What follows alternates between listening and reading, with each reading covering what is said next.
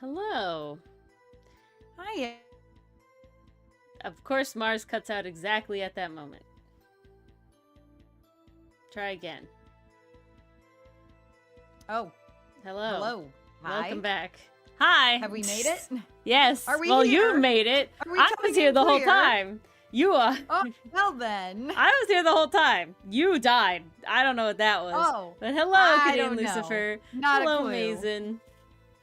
Hello, Mason. Hello, Canadian Lucifer. Welcome, Now welcome. I should have it set up so that you can hear the background music and Mars, but you can't hear any music that may be coming from the animatic. Which is exactly what we want. So confirm you can hear Mars. Yes. Please confirm this. I don't want to just be talking into the void. That you did, Mason. I mean, don't get me wrong. I like the void, but that's not where I want to be tonight. Oh, I'm always only on the making time thumbnail. That's just a thumbnail. You can hear me very clear. Awesome, awesome. Amazing. We can see you, Federico. Federico. Enthuse, hello. Mars, I sent you that comment from Federico. Oh, you did? Yeah.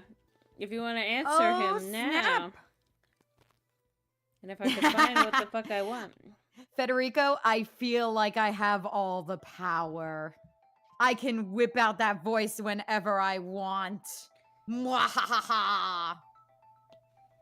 Oh, snap. Mm. Oh, shit. I drew a lot of stuff. Well, does That I celebrating forgot Leif about. Erikson Day mean having a crap ton of tea? Because I had a crap ton of tea today, and it was fantastic. Oh my god. I what did is drive happening? 20 minutes out of my way to go to the cafe, but it was well worth it. It was really funny though. I'm leaving one of my clients' homes, and I'm like, well, I have an hour before my next one. Let me shit. find a cafe to hang out at. Oh, So wow. I do. I click it. I don't see how far away it is. I'm just kind of vibing and driving with like the only thoughts on my head being coffee and cake, coffee and cake. I'm gonna get coffee and cake. Wait, where the hell am I? I look up and there's a very specific landmark that I pass with my parents when we go to a certain town. And I drive past that landmark and I'm like, wait a second, how the hell did I get all the way over here? I'm like 3 towns away from where I need to be. Crap. You're on a mission. That pumpkin chai latte was very worth it. The cafe Well, was that's cute. good to hear. It wasn't my favorite. I do prefer the other cafe I went to because they had couches and bean bags and it was very full of ambiance inside. This one was just kind of, you got your tables, you got your chairs, and that's kind of it. But the pumpkin chai latte was pretty good. So no complaints there. Was I'm not the delicious. person to ask Mason. I know you're asking everybody, but damn, I am not good at picking the meme redraws because I had to have Dylan do it for me. Wow, I didn't realize I did so much more of this. I saw someone do the meme prompt for that one, and they did the one where the boyfriend and girlfriend are talking about finding the centipede, and they go, a friend? No! And maybe a lover? And then they just from then on refer to centipedes as lovers all the time. So they I get know what messages you're like, talking Oliver about. spotted! No, thank you! Okay. So it's like you're not limited to just pictures, Mason, is the point I'm trying to make. You could also do textual. Is that the word I wanted? I don't think so, because it doesn't sound right. No idea. You could do word memes. I don't know. Can you tell Mars drank caffeine earlier today and is having a time? I Mars did really celebrate by shouldn't be saying allowed to Hinga drink Dinga Durgan, caffeine. Enthuse. That's what I did.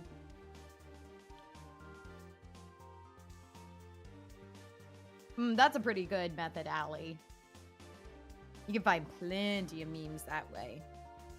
I think, couldn't you also look up some on Know Your Meme? Is that what the website's called? Yeah, I but think so. but it's harder. I've never done it as like just a browsing. Hello, Bass. I've always done it as like a Hiya, Bass. specific lookup thing. I see. Well, That I only does make a little bit of difference. barely doesn't it? started because I just realized that I had to transfer a bunch of shit. Oh no! Technically, it's good. It means I did a lot. It's just a little slow at the beginning. And Allie, Well, when I nothing run through wrong the with whole that. thing, I will tell you not to look. Because I think that's the only way you might get vibe spoilers. But again, nothing, like, insane. Otherwise, I'm working on such small pieces, I don't think you can, like, do anything crazy. Is it the Decora styles that That's are not what I a wanted. bajillion? I thought Decora was a specific one of a bunch of them. Of, like, Harajuku. Is that what Decora is? Decora is the, like, really, really, crazy, like, decorated thing. Like what I did. That's what I thought. Yeah.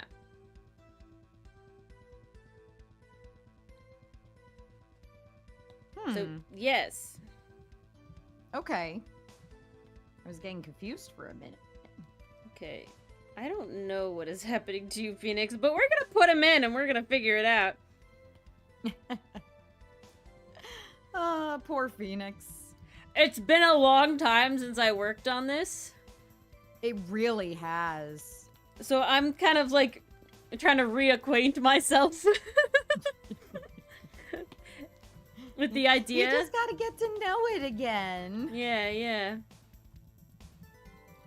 We got some Feeny over here. I know you guys can't see anything else yet. I will admit to multitasking. I guess I did tonight, Decora but it K shouldn't then. last long. I did Decora K, I'm pretty sure. Oh, Cyber Decora. To my understanding, it's basically like... So what I'm hearing is it could go in any direction as long as it's Decora. You could go cyber, dark, key. Yeah. But all That's that the pretty big. second word is like the theming of it. Right? Decora is specifically having a bunch of shit on you. Like stickers and hair ties and trinkets and baubles and patterns and everything. But then like dark Decora would Does be that go that, hand in but it's hand all with, black. maximalism? I think it's...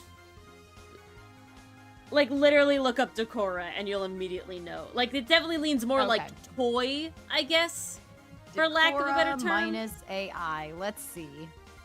Decora Aesthetics Wiki. Oh, perfect.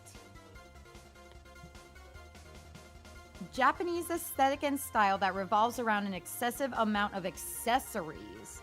The primary focus being colorful plastic hair accessories and bracelets, often associated with Harajuku fashion.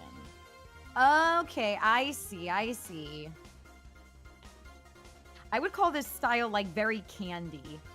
Yeah. And then the Very other pop, word very candy. is like, Style can be combined with any clothing, but the most popular base fashions are Fairy K. Interesting. and that's where the Decora K comes from. So, outfits combine casual clothes with many layers, including multiple hair clips, bracelets, tulle skirts, stockings, leg warmers, and pins. Sounds perfect for fall. Face stickers are very common, worn with colorful makeup that matches the clothing. You're Lids of thinking too unnatural hard. colors may be worn. This is cool. You're thinking too hard. Me? Yeah. It's I'm not reading. that... I know. But like you're like, perfect for fall. It's like, no. Like, it could be literally anything. As long as you are I know. full I'm of talking shit. with the layering. The layering. Yeah, but you're not in necessarily- fall, it's cold. Layering. You're layering stuff. You're not necessarily layering clothes. Mm. Yeah, but they listed leggings and skirts. Yeah. But it's literally just like having a Okay. bunch of shit on you. No, I get that. You can make it I for any do. season. Yeah, no, totally. I'm just saying, it's good for fall if you got the layers. It works. How many phoenixes did I draw? No one knows. Infinite phoenixes. Stop. Ooh, let's see Federico's fun fact.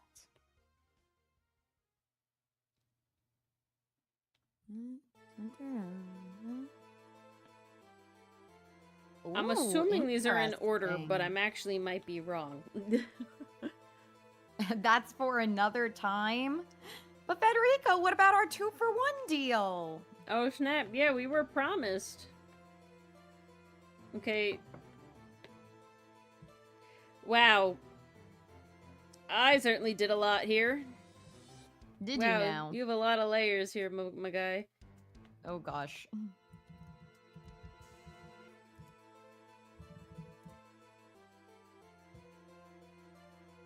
Yeah, that's good enough. It's a little unsettling because to save it as like a PNG, like a transparent PNG, it has like a dark background, but I use all these like bright colors when I draw, so it's like really fucking creepy looking because I wasn't drawing it on a dark background. I was drawing it on, you know, a medium background like what I have right now. Ah, I see.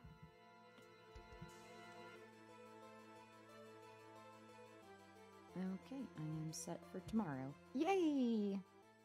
We didn't have two last time. Federico promised the second one to be now. But we did get the second one. Oh, then we're good. I'm Did not you get a keeping chance track. to read it, Ori? No, Ah, fair. I'm attempting to do stuff. Oh, were you supposed to be here the whole time? No, I don't think so. I'm trying to get an extra one, Allie. Don't tell Federico. I think we're fine. This way. I haven't cashed my coupon yet. I only have one fun fact, not two. See, I still have the coupon. Yeah. It's still good. It doesn't expire until 10/10. I Hi, am Roble. not an Happy to animator. have the lurk. Hello, Roble. A Fabula Ultima session.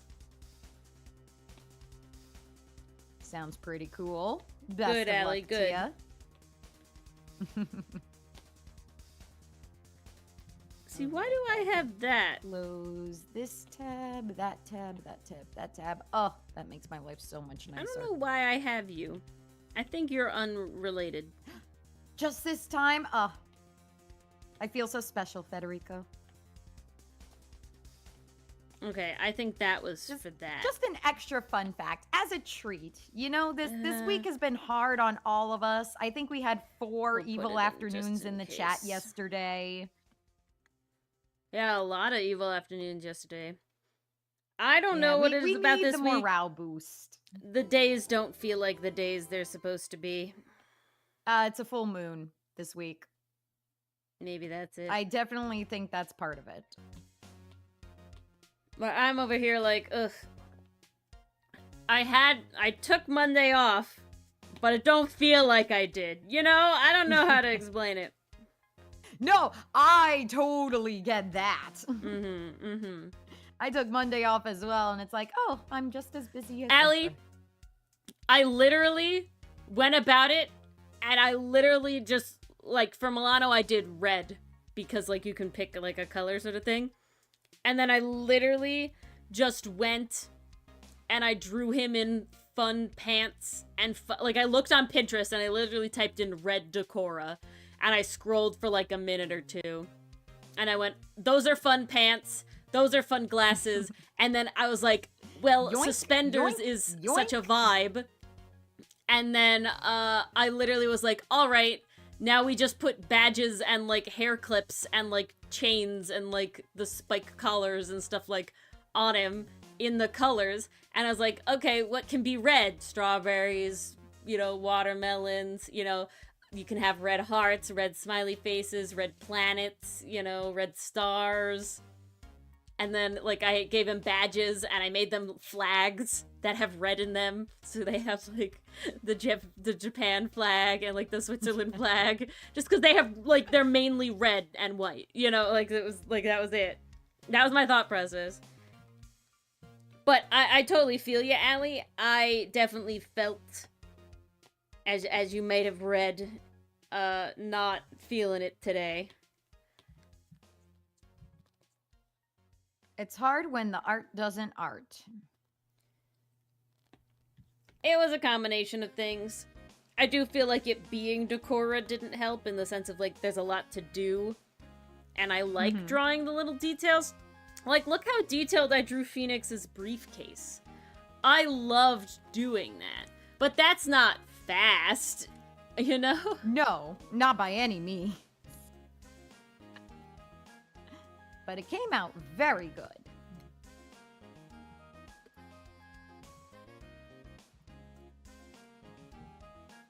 By me. Milano is a snack, and he would be happy to know that. Maybe a little confused, but I think he would be able to tell from tone that it's meant to be a compliment.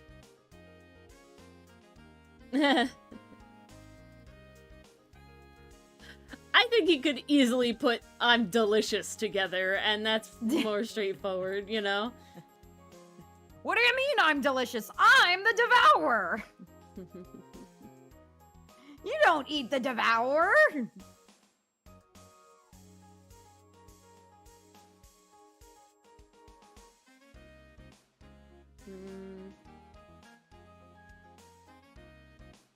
I got sidetracked because somebody asked me if I hand rigged. Fascinating, Federico. Hi, delicious, I'm dead. It's really funny bringing that up. We were talking about Milano's backstory last night during business meeting. We're talking about everybody's and Milano's backstory. dad did come up. We had to work out some kinks. Yes, if you guys haven't watched the video that came out today as a little extra, a little lead up to seeing tomorrow's video, you should do that after stream. It's less than a minute. Yeah, definitely do. It's less than 40 seconds. Milano's dad was not kinky. Honestly, he's probably really not vanilla. Those kinds of kinks. Gosh. Get your head out of the gutter. Yeah, we ironed out all of the boys' backstories.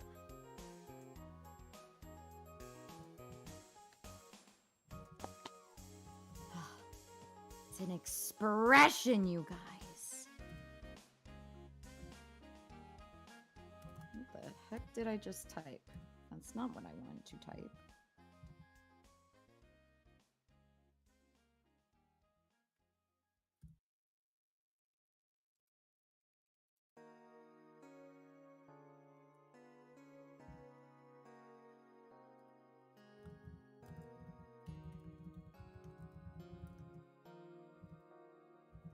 People are asking me about how I made the video from today. I have to answer them. Ooh.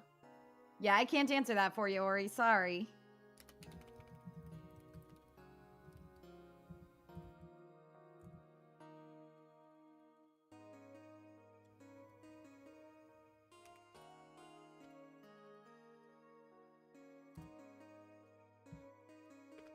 I definitely can't answer that one for you. Yes, go watch the video, Allie. Yeah. I know you all live in the gutter. Sure, Federico. I've seen you on Ace Attorney Night. I know your address is the gutter.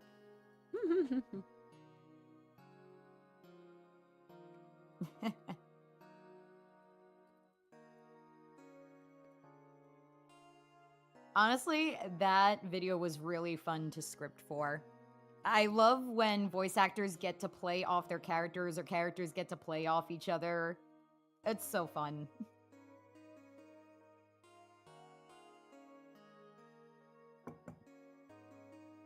And of course, I had to turn Dylan's interaction into an innuendo because, you know, that's the brand. That's the vibe. That's the brand. Dill Bonk. Dilbonk.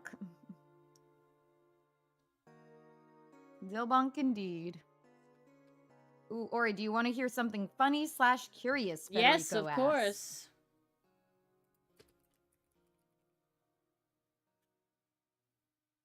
Seven. Bring it on, Federico. Bring it on. The Phantom Dilbonk. Somewhere at work, Dylan rubs the top of his head. What hit me just now? When something takes you anywhere, we have a saying that goes, so much Gregret and no Gregory at all? That's kind of wild, Federico. Telepathic Telepathic Dilbonk? indeed, Mason. It's like when someone's talking about you and then that person sneezes. That's how they know they're being talked about. He can feel the phantom bonk. Okay. I now have all of the frames. Now I must add them to the thing. Ah, fun. Stop. Make you bigger. Thank you. Where are you? Here we are. Oh my god, this is so long. Maybe gosh. Federico will confirm how many sayings are real enthuse. Also, I don't think I said hi to you yet. Hello. Okay, hold on. Wow, that is long. Oh, that's for the whole thing. I only got to somewhere. Okay. Here we're going. Now, you don't have the middle frame? Is that what I'm hearing? Ma'am? Oh my god. Miss Cindy. What is Cindy. happening? What the hell's your name? Dahlia. Why'd I call her Cindy? Be careful about spoilers today, Mars. I'm just warning. You have not yet spoiled. I'm not saying anything. I'm just saying hi to a character. Okay. That I have no particular feelings about at all. Uh-huh. Yep, no feelings here. So what is happening here? What is supposed to be happening here? Okay. I know what's supposed to be happening here. Okay, Get it out.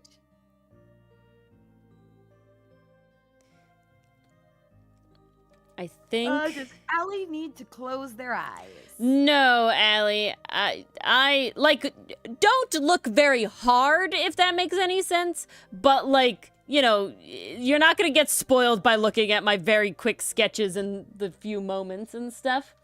Just don't, like, you know, don't try to analyze it, I guess is my thing. You know, you can look and be like, ooh, nice, you know. What just happened? Why did that happen? No, stop. Uh-oh. Okay, I know what's happening. I'm just freaking out. I haven't done this in a long time. It's been a long time. What is your shit? Ah! I've brained hard enough. I've done it. Congratulations! I've done it, and that frame was erroneous. But that's okay. You're this frame now. Mm-hmm.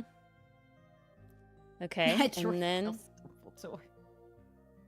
Hey, I know which gray-haired man I prefer. Oh, That's yeah. all I'm gonna say. 100%. Oh, I did so good. I'm such a genius. Supposedly gay man I prefer. There we go. I'm such a genius. Oh, I'm so smart. I'm so good at shit. I'm a big brainer. I'm a good thunker. She is. She thunked very hard, you guys. You gotta move you around. We've gotta line this up better. You guys can't hear the music, right? Shouldn't be able to. I would assume we'd be down on YouTube if it was coming through. Oh, I don't... It's not doing that crazy. Or he brained the brainer. Yeah. I'm Brain big-braining. blast! Okay. Can't Oh, hear the I do music. have this one. Confirmed. Beautiful. That's what I want. Eustace when he finally catches up to speed. I could totally see him saying that.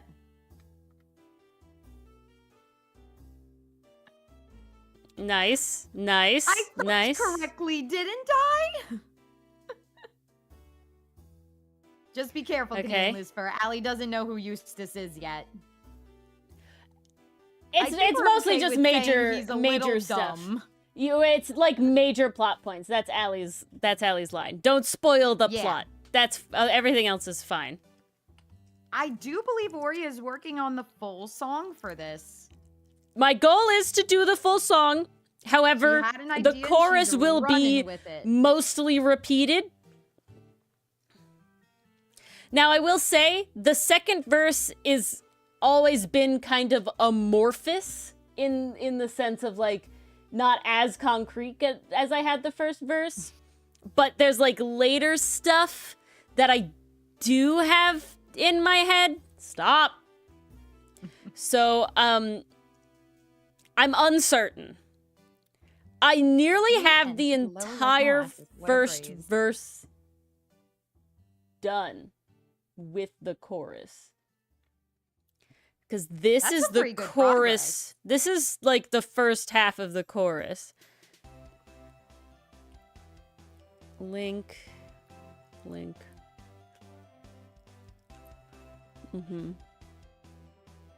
just know that he's a brat. That's good, Allie. That's good. That's what we like. Okay, why are you the same? Basically all you need, because 9 out of 10 of our jokes are about you are that. the same. Why are you the same? Didn't I have another one in between this? Back up, Phoenix. Back up. 1, 2. I'm missing Back it one. up, boy. I'm missing you. Copy. Paste. Link. Bam. There we go.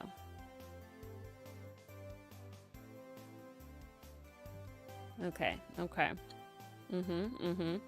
We'll So figure out. For your question, we're looking at an almost 3-minute song. Almost. There you go. Ah, shit. Okay. Oh no! We're good. Nothing a little Control Z can't undo. This is why we love Control Z in this house. It has saved us on many an occasion. Now, I don't think this spoils for anybody. Spoilers for Ace Attorney 3-1. I think this, I'm trying to remember, I'm 99% sure I have animated Phoenix just fucking nomming the amulet. Which is amazing. God. But that's what is happening. Literally. Oh, beautiful. Oh, God, I remember our reaction to that. Yeah. You're shooketh. My boy. He's a Please, dumbass. no. Ooh, if it's a treasure insect, well then I think Laios would have. So something to it's say a to him about single cooking. individual, Connor Kaufman, Kauffman. I really like a lot of his songs. I associate a lot of his songs with stuff. This one just gave such strong Ace Attorney Trials and Tribulations vibes. If you know, you know. And It did. Can confirm. My God. It's great. Yeah, Allie shooketh. Allie, And we I'm lost editing. our friggin' minds when I'm that happened. editing the series. Guys, Trials and Tribulations episode 1 comes out tomorrow. Yes, it's happening. Next case. Goodbye, Big Top. Big Top's been gone. Why do I feel like it's still going? You just associated Big Top because the redirect just happened. But the redirect is always one case behind because God fuck if I'm able to fucking do both of that at the same time. This is why I can't remember the order of anything, to be honest. Oh, it's all my fault now, is it? Mm-hmm. The Wow, upload I can't order. believe it. I can't believe you would say this to me. She does have a lot of energy, Federico. And I will say, even in her first outing, the dialogue really seemed to convey that. So I gotta applaud them for that. I hope I was able to capture that. I had such a time. This has to have like an for whatever effect. reason, in the video that came out today featuring our new avatars, I had such a time trying to switch between my own voice and doing Maya's voice. Every time I recorded, I was just like, nope, that's just me. That's just me. What the hell? And then I realized, oh shit, I did just kind of use my voice when I voiced Maya, didn't I? Oops, didn't mean to do that. Oh well. Welcome, No, I can't Pastry. do You're the just in keyframe. time. Animatic animating is happening. Animatic animation is happening. Glad Do the you get case is fucked going up if well, I do Allie. this? I can't recall. Allie, I think it's a rite of passage for all defense attorneys to defend an idiot for their very first case.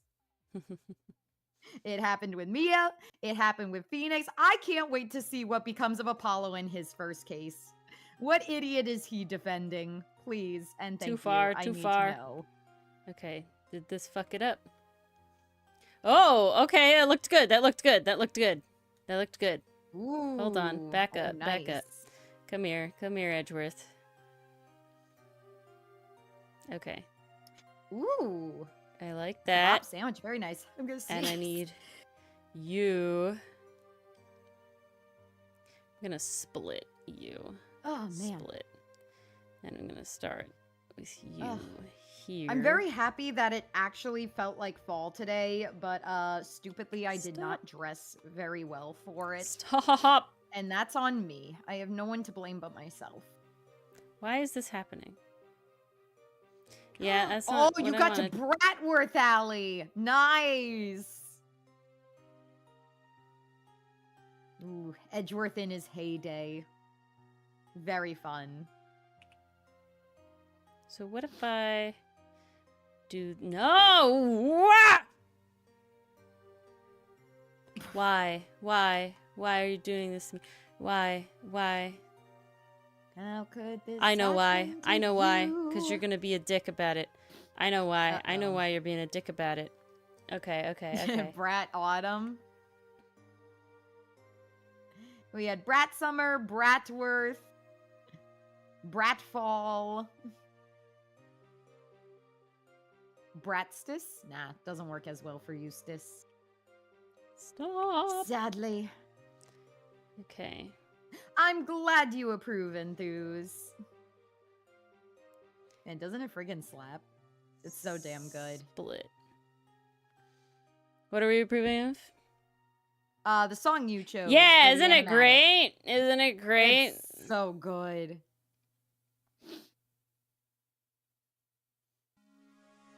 Why are you big? Oh, okay. I know because I hate doing this. I mean, Bass, why not listen to both? Okay, we're gonna Nothing stop. saying you can't. Pastry, listen to the song. It's Death of Me by Connor something. Kaufman, Kauffman.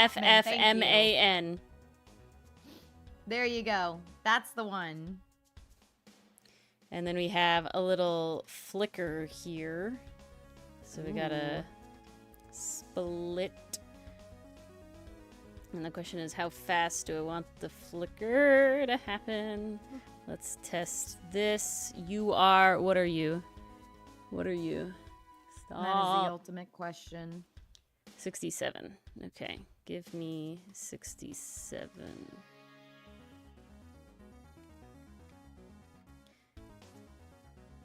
And then Does this split make the again. defendant in AA-I-11 stupid?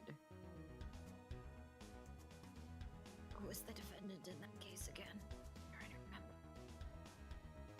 I'm trying to remember. Okay, I will admit, in investigations, it's harder to have like a specific defendant, right? I think I know who it was. Depends on your definition of stupid. Yeah, Phoenix got a lot of trauma. They all got lots of traumas. Phoenix Yeah, got all the exactly, traumas. Enthuse. That's what I'm saying. So it's kind of like, I don't know. They accuse a bunch of people over the course of every case. Yeah. Oh, it looks so good! I mean, I guess it would be the main person. All right, let's go. Ooh, that looks I gotta fabulous. move it over the one. Because you need to come in at a certain beat. We did. You're not wrong, Canadian Lucifer. Amazing. Amazing. It's so good. This is one, it was a while back. And my memory's bad. Okay, And two, the okay, structure of the game amazing. changes, so it's hard to remember defendants. I will say, in investigations, it's harder for me to remember exactly, like, the defendant of a case. I only remember the villains. Okay, this is so good. This is so good.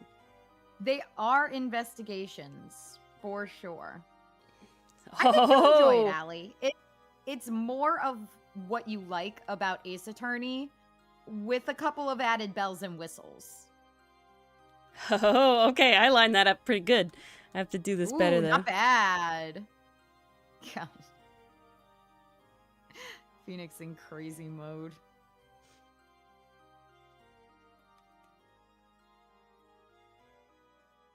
The first investigation's bored Shit. you, Canadian No, Lucifer? stop.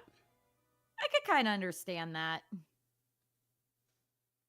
The first... I feel like we just got unhinged when it came to AA Investigations 1-2. If that's the case, I think it is.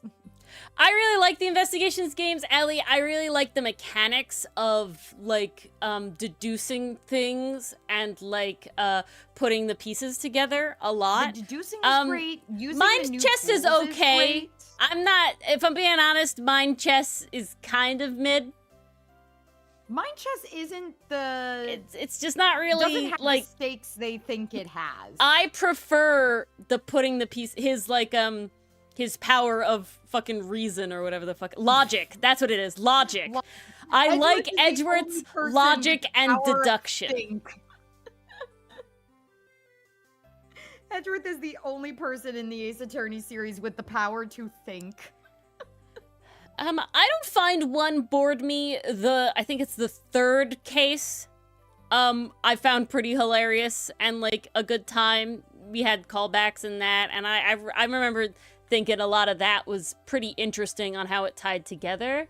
The second one was also I had fun with the villain in that one, and that character's like design and reveal in the second one.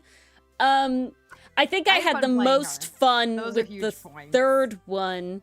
The fourth one was also interesting, though. I liked, you know, getting to see that. And your boy was back, so we couldn't deny that your boy was back. 5 took way too fucking long. 5 took a little, some of the wording was weird. The ending, I think the difference between... Because I didn't mind the ending. It was more so just you've defeated me, but wait, I have another form. Yeah. See, 2-4 kept going just go down as well, but it felt like more stuff kept happening, whereas 1-5 felt like, haha, but you didn't really do it yet. Haha, but you didn't really do it yet. Haha, but what about this? It's like, no. Just give me the ending. Yeah, his magical powers is being smart. Just give me I'm glad you think it's Pete Galley. You have to finish... When you finish game 3, you'll be able to see it, and it's great. Yes.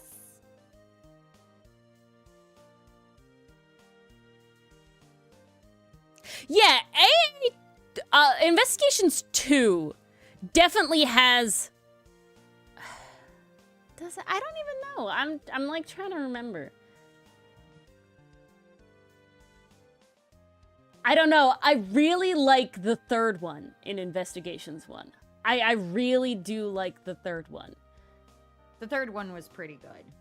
I really do enjoy the third one. And I like the characterization in the fourth one. The first one is fine as a tutorial, and the second one is also okay. But I really liked 3 and 4 in the first game. I really did like those. Ah, yes, Allie, definitely. And the chibis, like the chibis getting to have, like, the actually walking around is really fun, in my opinion. I feel like it's the perfect... I feel like it's the perfect amount of giving you a little more leeway than direct point and click with not being, like, suddenly open world and now I'm lost, right? Hmm.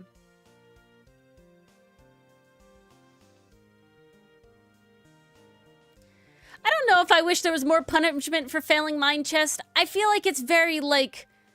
I don't like the timing aspect of it solely for the sense that it's like, if my point is to be, like, making the right decisions, then I shouldn't be timed. Like, I don't... to me, the timing feels out of place, and it just feels like a way to... I don't mind having to wait for the right reaction, but then, like, why have the timer if you're forced to wait anyway?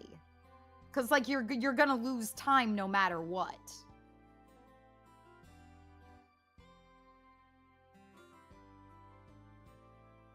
The characterization was really good in case 4.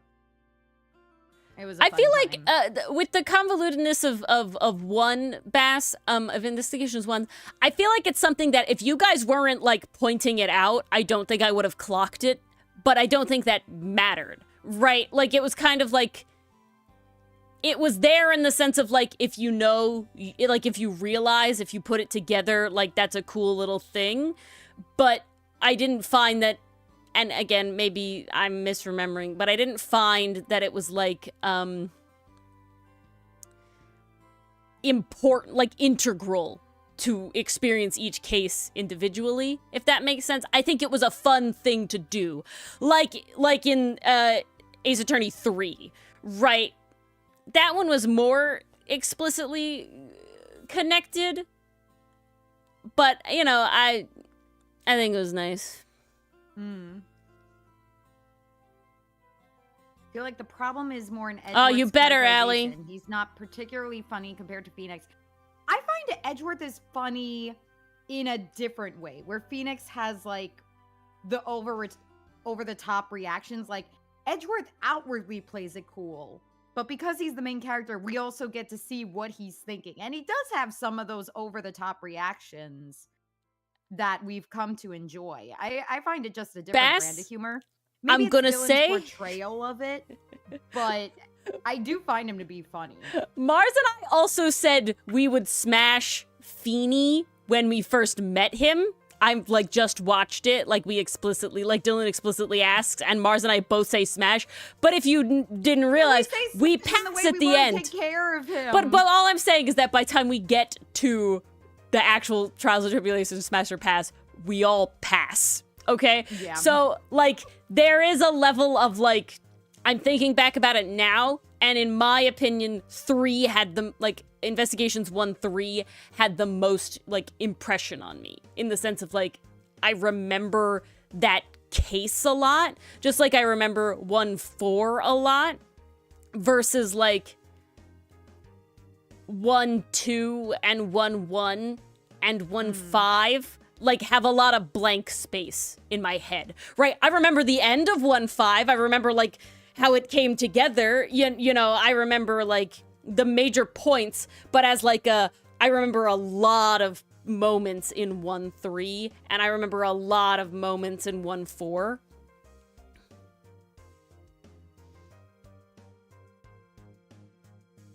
Yeah, I'd agree. I really do like 1-4. I really do like 1-4. And again, your boy is back again. Lovely, lovely time. It kind of is fourth dimensional chess basin. There's 3D and it's time, so I don't know. I do. 1-5's major flaw is padding without context. I could see that. I could kind of see that. I still think I was enjoying myself through 1-5, and then the biggest issue came at the very end. where it really did feel like we have him. Please just get him. See, Bass, you're talking about, you think the problem is more Edgeworth's characterization is not particularly funny compared to Phoenix. I think he has his moments, but I definitely think the writing of Edgeworth in Ace Attorney 3 was more like a fun time than the general he definitely has moments in investigations where it's like, oh, and that kind of like peeks through, but I think the Edgeworth in the third game hits more. I'm not gonna elaborate, y'all know why, Yeah, but like I careful. think that one hits more, and I was hoping for more of that than we got in investigations. And I'm gonna be honest, mild spoilers about like how much a character is or is not in the game, Allie, of investigations. I'm upset that we do not have so much Gumshoe.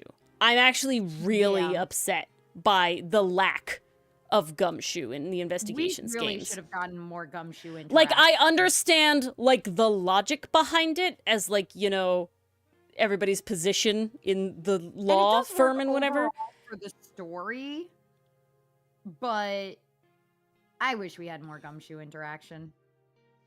Yeah. It would have been so good to see. It would have given insight into their relationship, their character dynamics. I would have liked to see it. Yeah, exactly, Bass. I don't, and I really think it's a lack of Gumshoe. Like, again, Enthuse, I understand why they chose it, but that doesn't mean I have to like it. I think you know what I'm saying? It kind of feels like a missed opportunity. Like, I feel really like expand on something that people from the original I feel like trilogy might have been wondering about. So much of like the first Ace Attorney trilogy is specifically 99% predicated on a lot of Maya Phoenix interactions, right? Like, it's a lot of Maya Phoenix interactions. And so I was really ready for a lot of Edgeworth Gumshoe interactions, especially after what we do get. Like, what we do know about the Edgeworth Gumshoe interactions. Y'all know what I'm talking about. And I'm very disappointed that, like, I love Kay. I'm not trying to shit on Kay, but she literally doesn't come in until later in the first game. And then in one of the things, she's not really there, you know, in the second game. And it's just like, there needs to be more Gumshoe. There needs to be, like I understand why they did what they did, but, like, what we know about Gumshoe from even, like, Ace Attorney 2-4, right? He's ready to do what is right. I don't know why he couldn't have quit, too. You know what I'm saying? Like, I feel like that is the correct Gumshoe answer, if I'm being completely honest with what has happened. Yeah, exactly. It should have been in the second one, Bass. It was late. And same with Lang. I'm really, like, weirded out by the like level, at least in Investigations 2, they like structure a little more where the two other characters on the box are there from the second game, the non-tutorial one, right? The second case. Makes sense. Now they're in the cases from that. They're there. But, like, Lang and Kay show up very late. And then Lang's not even there for, like, most of the game. I'm so upset. He's on the box. He should have been in the second one if he couldn't have been in the fourth one, right? You know, like, I get why he's not, like, obviously he is in the fourth one, but you know what I mean? Yeah, like...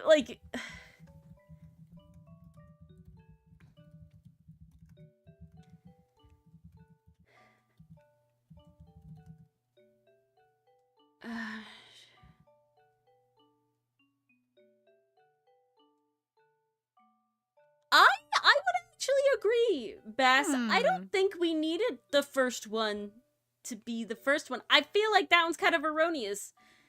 Even with, like, the way it quote-unquote connects, that one connects kind of vaguely, you know? I do agree. I think Investigations 1, 2 could have been a very good tutorial if you did like a little simplification of it.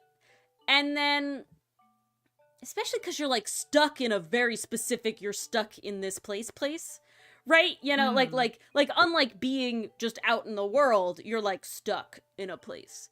And so it's like, makes sense why it's limited and things. And it's like, you go pretty in depth with the first case. So like, yeah, I can see it.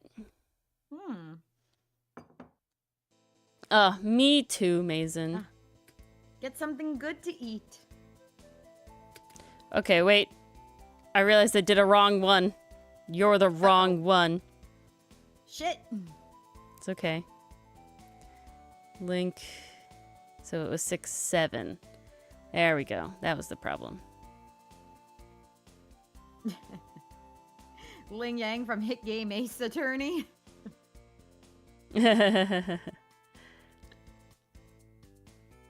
You're gonna love him, Allie. Like, you need to play investigations solely for Lang. You will be Lang Gang too. I can't imagine a Lang world and Kai would be where friends. you are not like being that it's like Lang and Kai would you got 100% Kai, vibe you're together. Fave Boy, you're a Milano stan. Like we're here, we're the same waiting, person. Allie. Like it's just fucking waiting. it's Lang. You know what I'm saying? Lang is the next step. This makes any sense. You're gonna love. I love Lang. I love getting to voice Lang. I like saw that man because like I don't know anything about the characters when I pick. He's very close, but he's not very close. quite. Very close. He's great. He's Very the best. close. I fucking love Lang. Lang is great. And I like literally I saw. What? Pastry Pop! This is blasphemy. You can't watch them anymore. Disgraced. Let's Player off the... No, not allowed. Strike. Strike. Damn. All the strikes. Lang is not... Wow. Damn. They hated... How is like, Lang okay. too annoying? I tell you, I can't think of an Ace Attorney case or game that I've played yet that I have hated. You know what I'm saying? They all have a good time. There are ones that are annoyed or disappointed. Yes, then why do they not play them? hated. Pastry. Then why do they play them? That Like my opinion is like if you did not like the first game. Why would you torture yourself?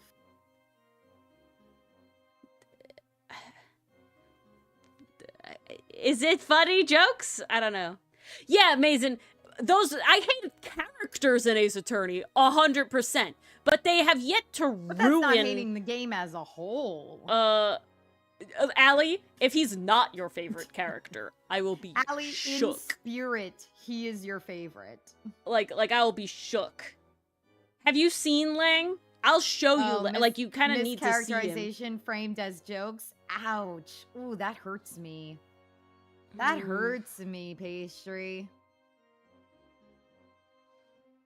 These characters have depth. Yes. I mean, I know we turn it on its head for the jokes, but yeah, yeesh. we had a time with that. But if you guys are unaware, which I don't think you are, we enjoyed Turnabout Big Top. We only wanted her age to be 18. Literally the only thing we one wanted. singular number changed. Honestly, Age up Regina and age down the other characters. That's all we wanted. yeah. Literally, the rest Could've of been it, such an easy fix. fine. I'm excited to get to see it in the anime because you guys have said that it's better. But like, I'm very curious. again, Allie, I can't imagine you don't like him. I can't imagine you don't like him.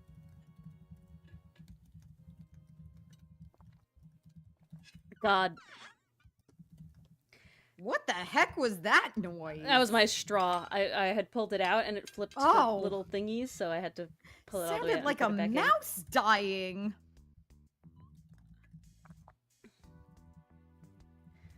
Oof.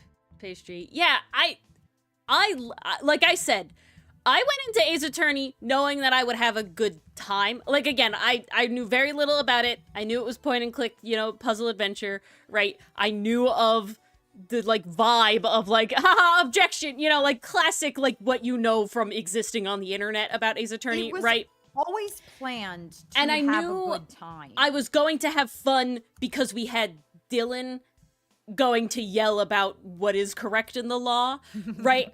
I did not go into Ace Attorney thinking I would love Phoenix as much as I do. It's kind of like I had talked about this before. That was kind of but wild. like at this point, like Phoenix is my boy and I would die for him and I very much do love him. That's why I'm very curious about the Apollo, you know, vibes that we'll get because so many of y'all love Apollo and it's just like, all right, we gotta see, you know. I'm very invested now in this series. And that doesn't always happen. I'm invested in a lot of things, but like I am deep in this one. And now that is possibly partially just like exposure therapy because I have to do it so much. But if it was bad, I don't think any amount of exposure therapy could make me love it as much as I do. I never expected to be an Ace Attorney girly, and here we are. So here she is making a 3-minute long animatic. Right. That is not something I have to fucking do. This is not something I have to do for shit. Crazy shit. She just wants to. The voices they use is pain. Oh my goodness. Oh no. Oh wait, they did it purposely? I thought it was an accident induced. Oh goodness. Yes. See, send Allie the Lang, the best boy in the world. I love Lang. I'm like so upset that there is not. It's not as much Lang as there could have been. He's on the fucking box. Like, why is? No, come on. That's literally if they want to keep that haha funny of Trilo being in love with Regina. Fine. That's I don't fine. Care. Ace Goofy. Attorney is weird. Just make Regina older. That's all I care about. Max, honestly, if Max was 18 and Bat was 17, while it would still be a little concerning, it would not be the level that it is. Literally all I had to do. Different. And I honestly think instead of aging Regina up, like sitting here thinking about it, honestly, Bat does not look fucking 22 or whatever the fuck he was. I don't know why. He should not have been. Such a baby face. And the way that Max acts, being 18, I think would have been perfect. Oh, flamboyant theater kid. It would have been perfect. I'm surprised you guys watch it then, Mr. That's certainly a choice. That's certainly a choice that they made.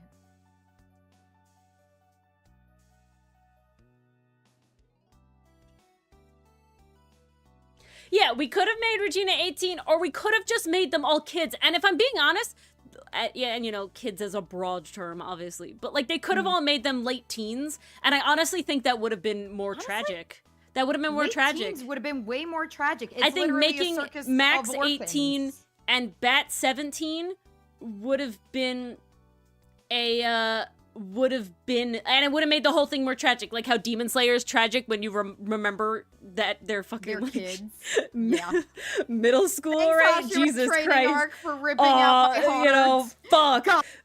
But like that would have been all the more tragic that like this literal father figure to them had died, and it was all over them just making stupid kid mistakes, right? Like I feel like it would have been so better. That would also fix the story in terms of like Allie, let's everyone being in love with each other, because you know, and that's all they know, the big right? thing Yeah. is, like, we know what we know from movies. We know what we know from reading. That's all we know about romance. That would have worked so well. And then Phoenix finding himself having to be show like, the fangs, guys! Why do we not have the smile fangs? There we go! Let's go! Yes! I love the lesbian flag behind legs, but late teens would have been let's go. So perfect, Pastry Puff. Arr. That would have fixed so many problems. Oh yeah. Wolf energy, Allie. Wolf. I woo. I know. It's just a very funny one. Lucy. My goodness. I could see it, Bass. Uh, Yeah, sadly not a localization error in that direction. More so in the cultural well, aspect. the unfortunate thing, Pastry Puff, the very unfortunate thing is the fact that in certain states, it is still okay, technically. But that doesn't make it morally okay, no matter what the age of consent is. Right? Like in America, depending on what state you are, it could be 16, 17, or 18. Those are the ages. It depends on what state you're in. Honestly, it's very Roll a dice, surprising you never know which what you're one gonna is get. which. Like, they don't make, it's not like, oh, you know, blue states are 18 and, you know, red states are 16. Like, honestly, it doesn't make a lot of sense. It jumps all over the board. It's a very weird kind of map. nuts. But it's still, like our issue is completely technically unrelated to the age of consent. A 16-year-old to a 21-year-old is too much of a life difference. Ben in his 30s. Yeah, but again, I'm ignoring the puppet because I'm ignoring the puppet, and I in the sense of I'm picturing it as Ben is doing a bit, Trillo is a puppet. Right, that Ben doesn't actually have anything to do with it or any desires actually at all. Ben is literally a wooden thing. You know, but that kind of goes in with the cutout. point of if they were just all teenagers, one, it would make sense because maybe he's the shy kid and the puppet is the only way he can talk. Oh, you were gonna make Ben a teen too? That would have been crazy. It would have worked! It would have worked!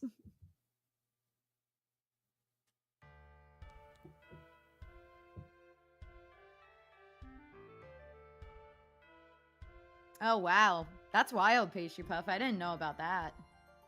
See, I can see the tone of Trillo and Ben being creepy, but she talks about Max as though they're, like, okay. And Max, you're supposed to like Max to an extent because he's your defendant, right? He's your client. So I feel like if the point is like, oh, it's a little creepy, like Hottie's creepy or whatever, like, you could have kept Ben then, right? That's the wrong thing. But then it should have been that Max and Bat were younger. Matt and Bat, 17 and 18. Yeah, spin-off. I know. Matt and Bax. Because it also would have been more tragic, right? It would have been more tragic. Cut down even more in his prime, right? More of just, you know, kids fucking around and finding out, right? Guilt. Like, it really feels like I feel like it's very like they are kids that fuck around and found out, right? And it causes, and that makes the acro thing so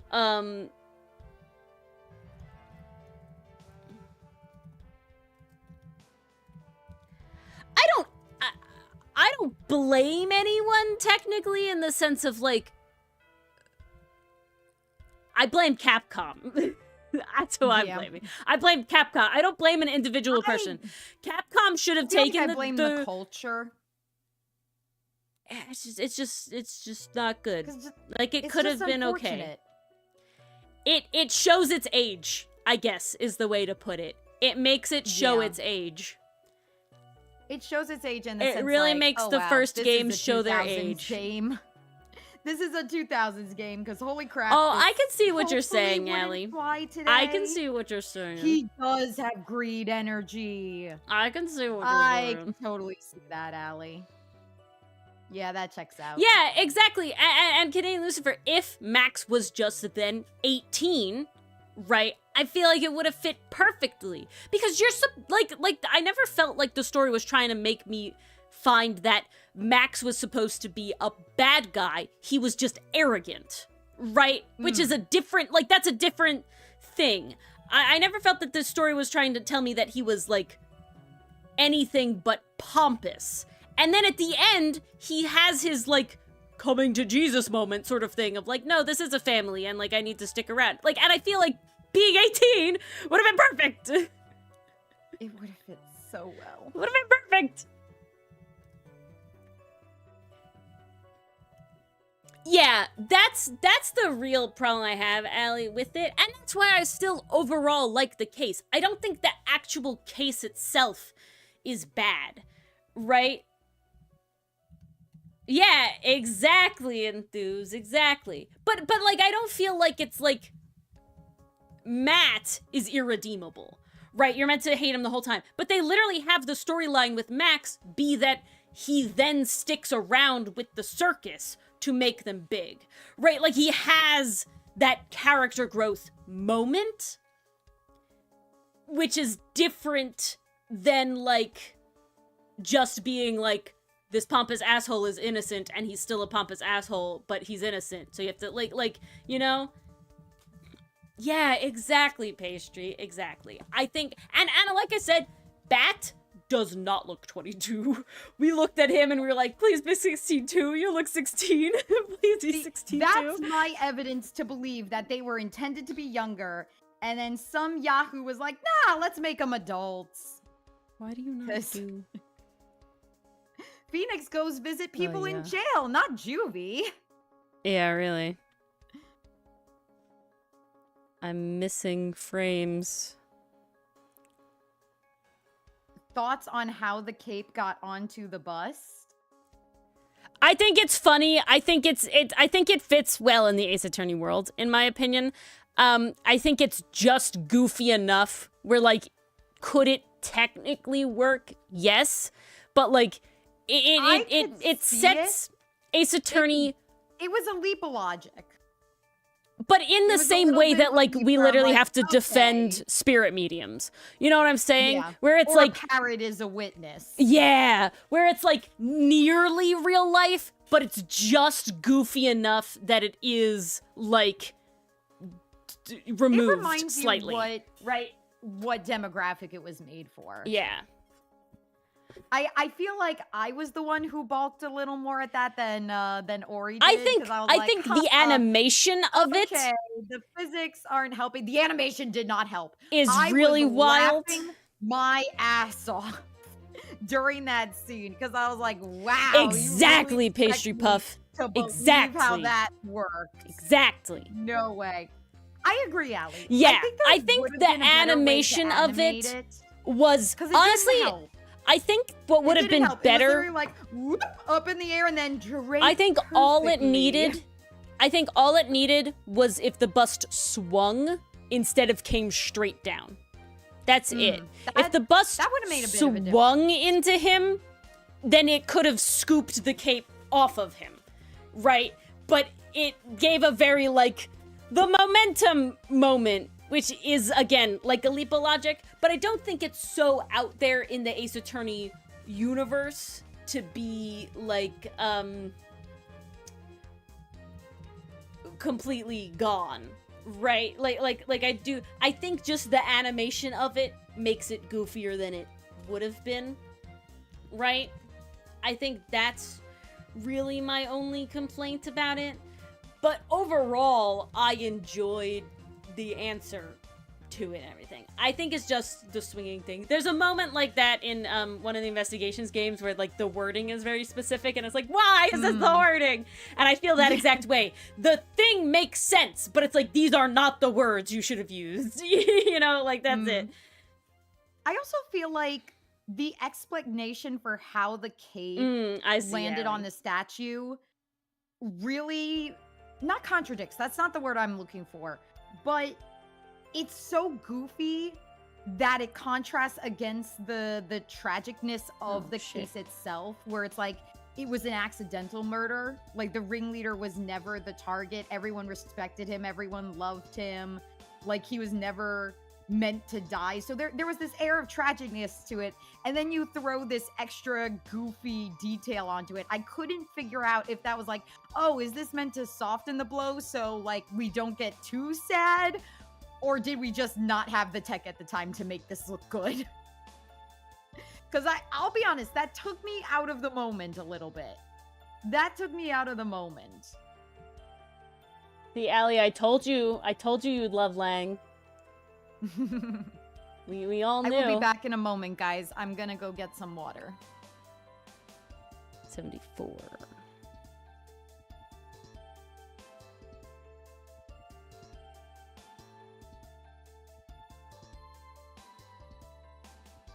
Okay, gotta make that longer.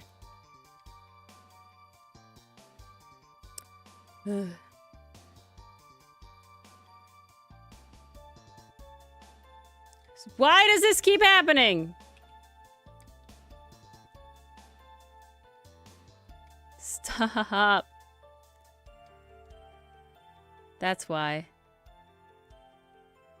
Because you haven't been splitting properly. Fuck you.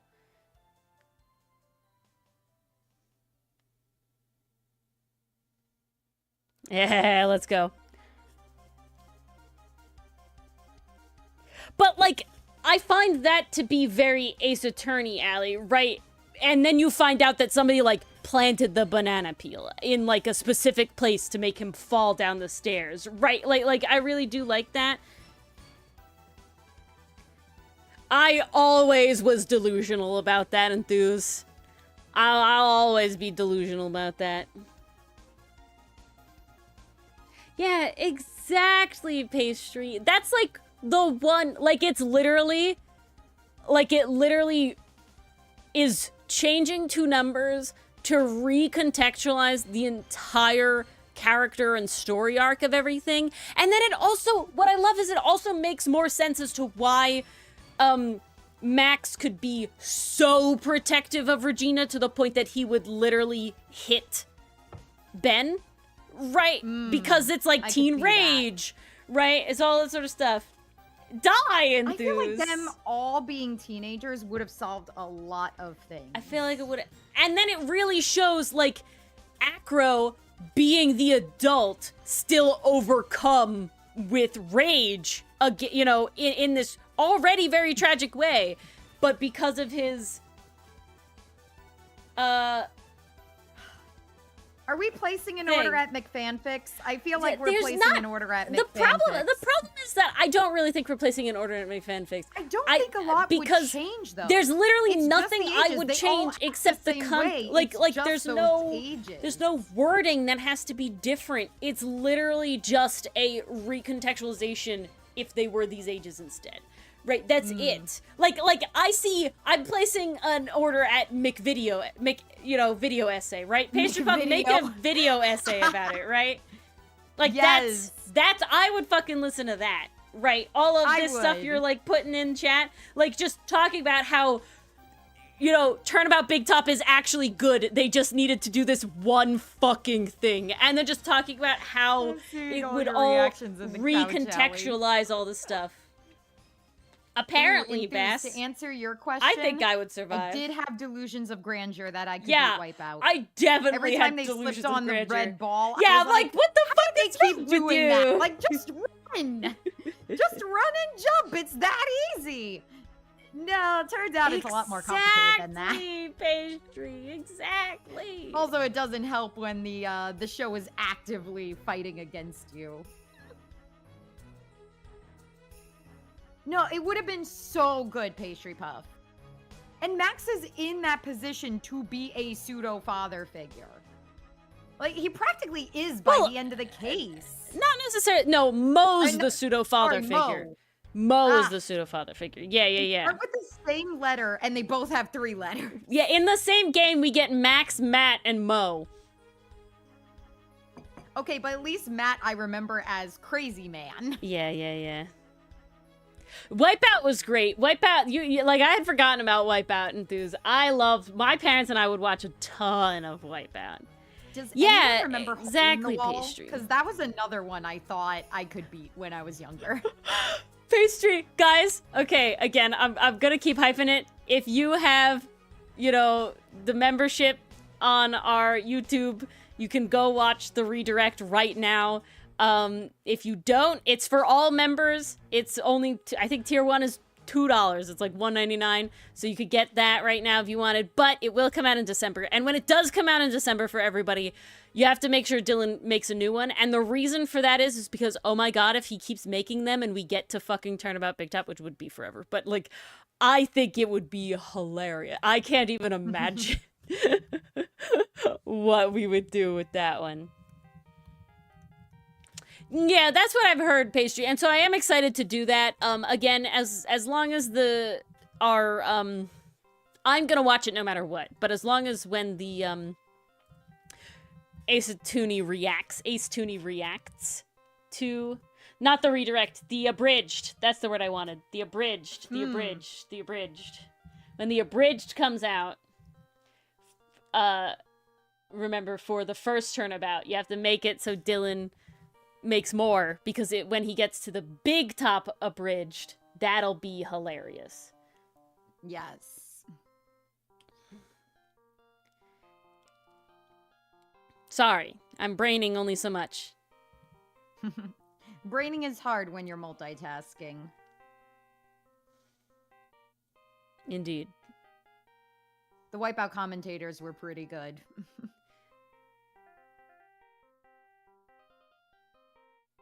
I remember my two big ones were Wipeout and Hole in the Wall. Those were the two ones where I was like, I never really watched Hole in a Wall. Failing? We were really doing Big Out. Wipeout? What Big the Out. fuck? I don't even fucking Ooh, know. new show idea. Ding, ding, ding. Oh my God. End me. And Okay. then what was the other one? I remember a show on Nickelodeon where they're stepping on squares on the floor and they have to follow the pattern on the floor and it gets progressively bigger and bigger. What the hell was that show? Was it part of the temple? I don't know. Yeah, Wipeout is the one with the big red balls, Mason. Yeah. Oh, yes, I do remember Destroy, Build, Destroy. That was Cartoon Network trying to break into live action, and it did not work. Although, Okay. Does one anybody live action series remember? that came out around that time, not on Cartoon Network, but on Disney Channel. Did anybody watch My Babysitter is a Vampire? Not the movie, the show. The show was honestly pretty interesting. Like, they had some really good premises. Scorpion Island? I've never heard of that one. Why am I was gonna say something. I don't think it was and I Double forgot. Dare, Mason. I'm gonna look it up. Nick. Oh my God, I was gonna say something and I completely Nickelodeon fucking forgot. Show Fuck. where kids memorized pattern on floor and had to step on squares. And it was please, always like Pastry, the final write an challenge. essay. I'll like voice it. We can make a video essay for it. Jesus. You should. It was called Brain Surge. That was it. Yeah. That was it. The final stage was Brain Trip. That's when they Mars broke out watched the Total grid. Drama. I did not. I did watch Total Drama. I probably should not have. Something. What the fuck was I gonna say? It was still a fun time. I'm really annoyed. Gwen was I my had favorite, words. and then they ruined her, which I am still mad about. How dare they? Okay, your hand is wrong, sir, but that's okay. It's definitely entertaining, Pastry Puff. It feels almost like if you've ever watched the old Goosebump episodes, it feels like that, where they got like a scary premise and the group has to figure out how to protect the town or protect themselves. I remember they had a zombie episode. They had an episode where vampires disguised themselves. Yeah, you really as did, Allie. I don't nurses know at what a the blood fuck drive happened. trying to steal their blood. They also had one where one of the cheerleaders was a cult leader trying to bring back an ancient evil through a cheer routine. It was very interesting. They had some good episodes. There was also another one where they brought animals back to life. I remember that one being pretty creepy. Basically, think Pet Cemetery, but like on the Disney Channel. It's as wild as you think it is. This is called My Babysitter's a Vampire. There is both a movie and a show. I never watched the movie, but I did watch the show. I'm really annoyed. I had something Okay, to that's say, and supposed it's to just be vampire, gone. not vampire. I don't know why my R didn't register. I got blood cupcakes and paper demon. We could have had, Pastry Puff. The things we could have had. Yeah, exactly, Pastry Puff. It would have been awesome.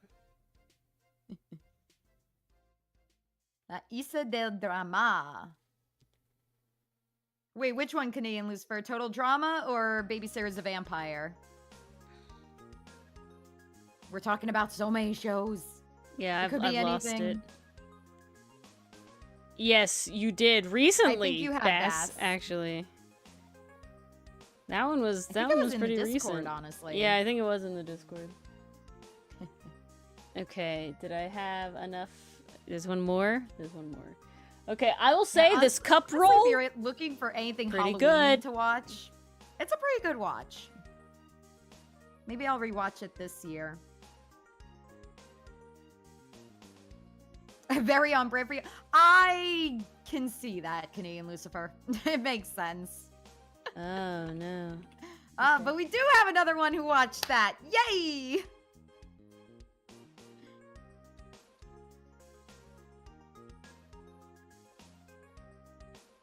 Yep, that's just the shit. nature of language, Federico. Oh no. I scrolled so far. Oh no. Okay, wait, we're getting there. It was not that I far. tried so hard and scrolled so far. And in the end, it absolutely matters. Where the fuck are you? There you are. Okay. Poor Ori. I need to just... there's an important thing that's gonna happen here with this one. Nope. But I Nope. remember that coming out around the same time one. that Cartoon Network was doing their live action stint. Oh, that was also the time live action Ben 10 came out. Because I remember jumping between Babysitter Vampire and Ben 10 live action whenever it went to commercial. Okay. Ooh, did I unlock a memory for you, Bass? I don't know whether to apologize or say yay. Yeah, live actions just don't exist. Oh god, live action Fairly Odd Parents with Drake Okay. and Trina. Allie, don't look at the Yes, screen. I'm going to play the whole thing. Mason, So just don't there watch. was a live action Ben 10, and I remember it because they played not the theme song, but basically it was the song they wanted you to associate with the movie. They had the music video looping constantly on Cartoon Network. Like, I think the bridge was like, "Show me what you're after, just a little faster." Like, it was catchy. It sounded like your classic 2010s trying to sound cool and edgy song. But they ran that constantly when they were promoting the live action Ben 10. Like, that was the lead up to its release. I think I did watch it. I have no recollection of what the plot was. But it certainly existed. That's for sure. I forgot your thing. Back to the beginning. Hello, Bungleton. Welcome, welcome. Yeah, let's go. All right. Sounds to me like you need some tacos. This I'll probably mostly do in the video program. Mm-hmm. I'm very proud of this already. There's a lot of cleanup I want to do, but I'm already very happy with it. My favorite is the segment that's currently playing on screen. Like, this is my favorite segment of the whole thing. Is it with Feeny? I love that part with Feeny. No, I'm a little bit behind you because I'm watching on stream. It's the part with Phoenix and the bottle. Yeah.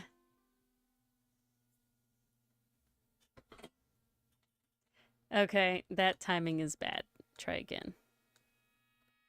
So close. Ah, okay, I want to do this. Mm-hmm. Is Allie Okay. safe to put on her eyes again? Yes, Allie, you can put on your eyes again. All right, come back, Allie. I am now working on It's timing safe. of the mug. What a sentence. Yes. Gotta time that mug. DNA. Back my DNA. Coke bottle Nope. glasses? Stop. I've definitely heard of those. What about him? So Federico is talking about how you say in a glass bottle the bottom is called cuyo de botella. I really hope I said that correctly. Culo de botella. Culo. Botella. Okay, I did get that right. Yay.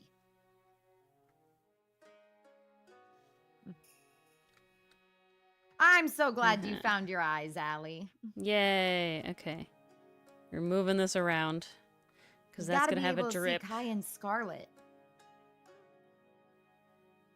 Ah, and yes, any new good. boys that you add to the blurbos. Blurbos? Okay. Blurbos. Bleh.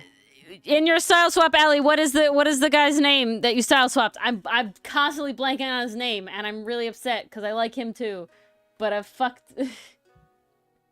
I know what I want to say it is, and I know I'm wrong. We need confirmation. Oh shit! There's stuff happening. Where?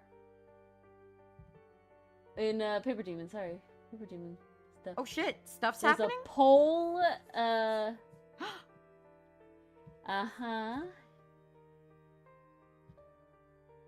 On the site itself or in the Discord? No, in the Discord. And then there is a thing in the site itself where someone's birthday is happening. Oh.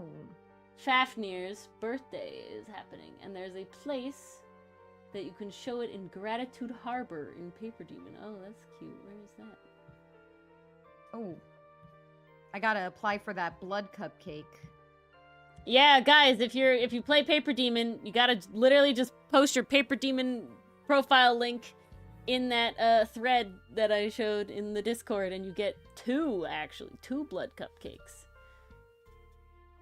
Gratitude Harbor. My blood cupcake. You can meet NPCs of the Paperverse and express your gratitude to the creators and staffs of Paper Demon. Ooh, what is this? Sometimes brain music. Members of community told us they like to express their appreciation by gifting art. Amazing. Ooh. They can give art. Oh, and you can get the stickers! That's how you get the little Gratitude Harbor stickers! Oh! Oh, and you could trade them! Well, they're the main people's, like, they're the staff's, like, NPCs and stuff as well, I think. Okay.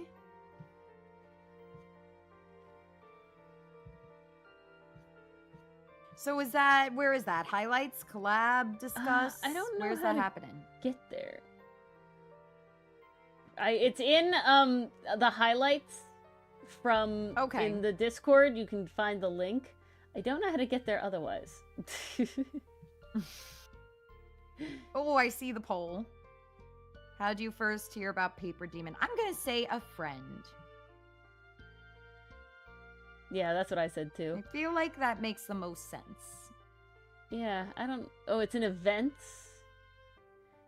It's through event. Oh, it's through events and announcements, other challenges, Gratitude Harbor. Ah, I found it. Visit site. I want to collect them all! Fuck! Uh-oh! They... want to collect them all. I know. I'd like to. Okay, one of them's on a surfboard, collect them too, and one of them's in a little chariot with a shark. But like, I like the dog in the barrel. That's fun. I'm very much here for the vampire boy and his little rowboat with his lantern, Lord Vivino. That one's really good. Orimon. Tomorrow is a celebration day on the for what? Water ski.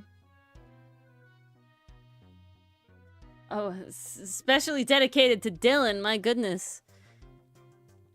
Metis. I knew it was an M, Allie. I knew it was an M, but my brain really, really, really wants to say Mephisto.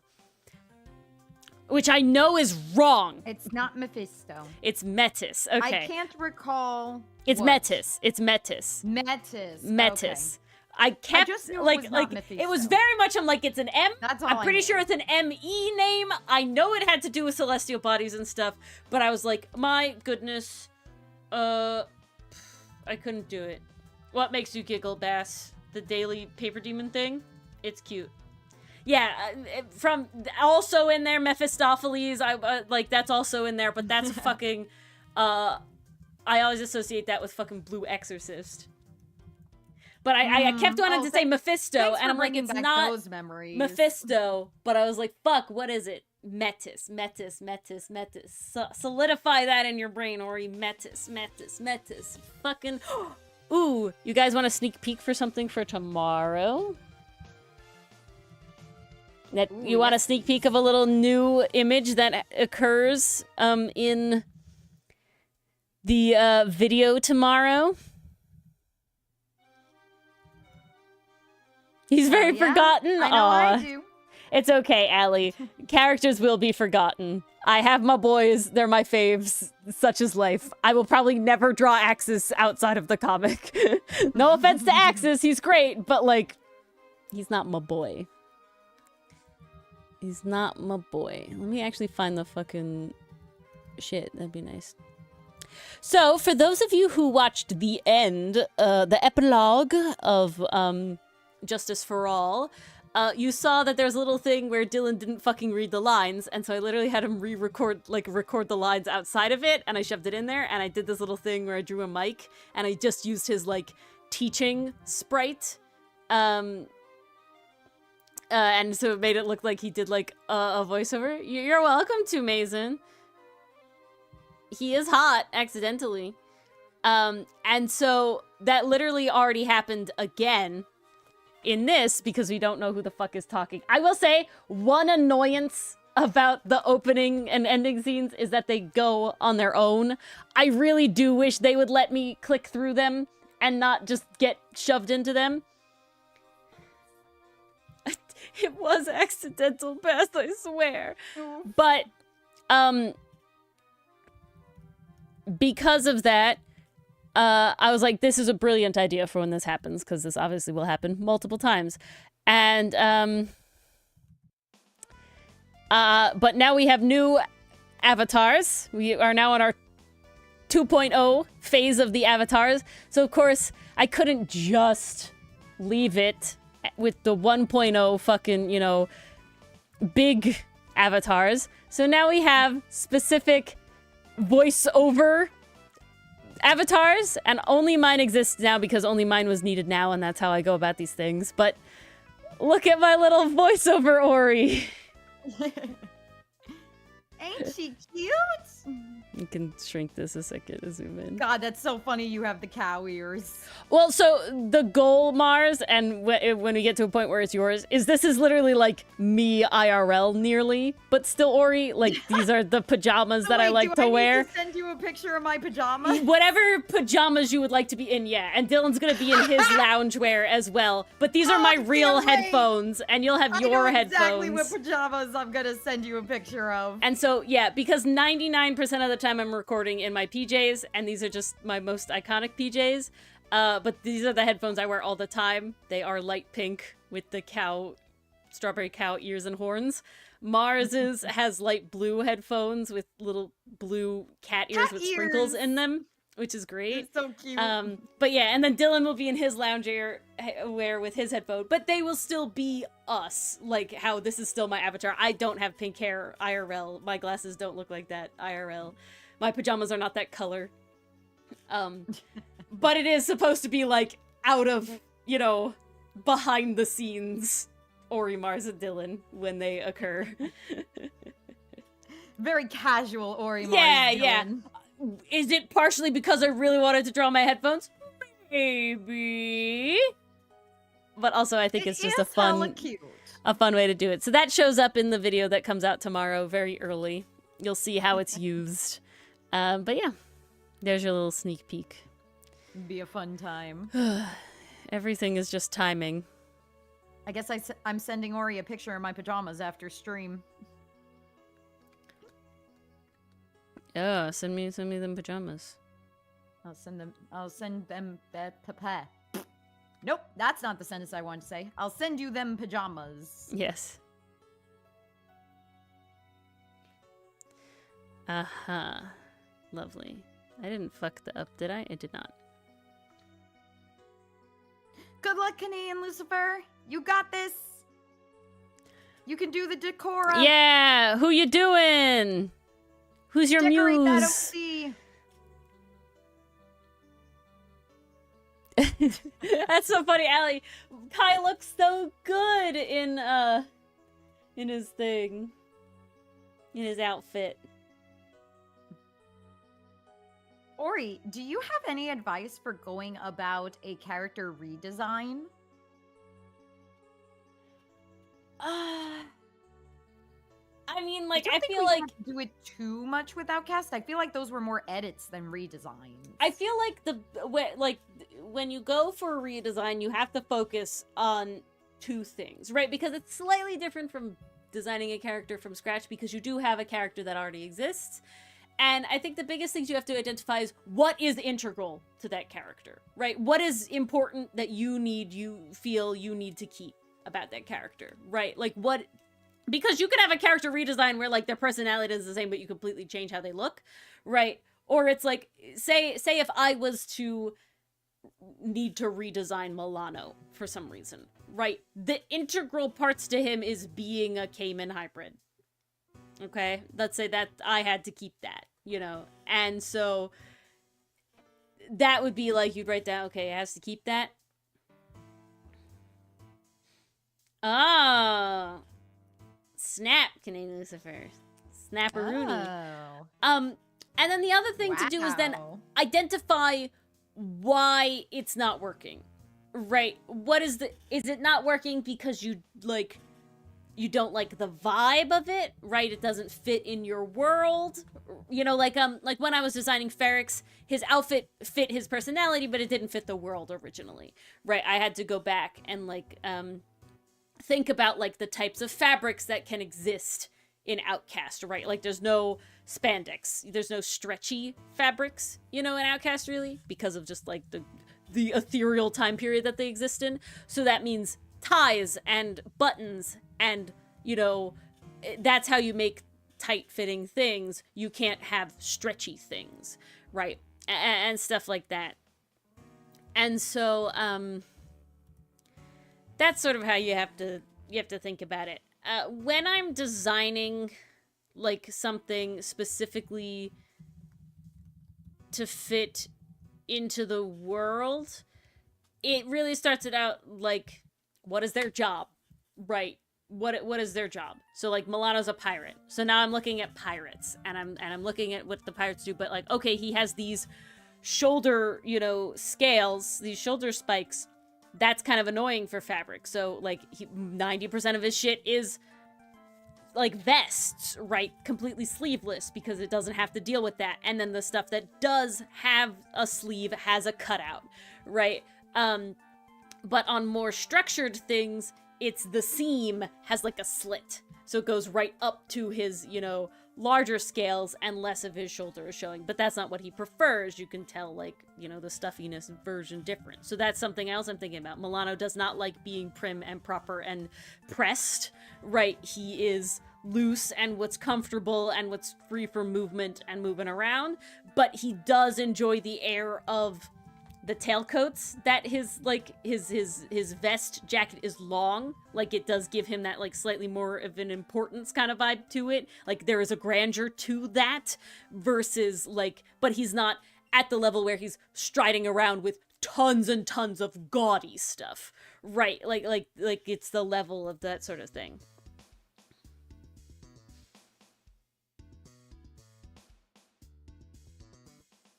You love Maro's design, but her colors are hard to make team-based. So, this is something I did with the naval uniforms. Let me see. Let me grab the uniform thing. This is not the Discord. I want Discord. I want art reference. So, there's two things with the Navy. Obviously, they are a military body, so they would have a uniform.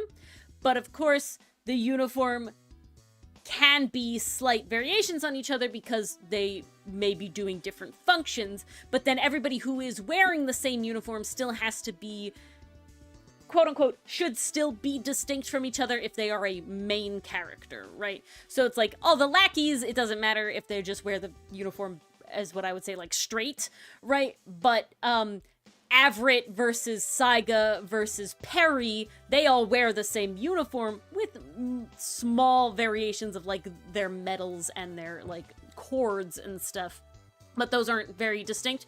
But to add with their personality, right, they would have different variations on how they wear the uniform. And so this is the uniform chart for the Navy and Outcast.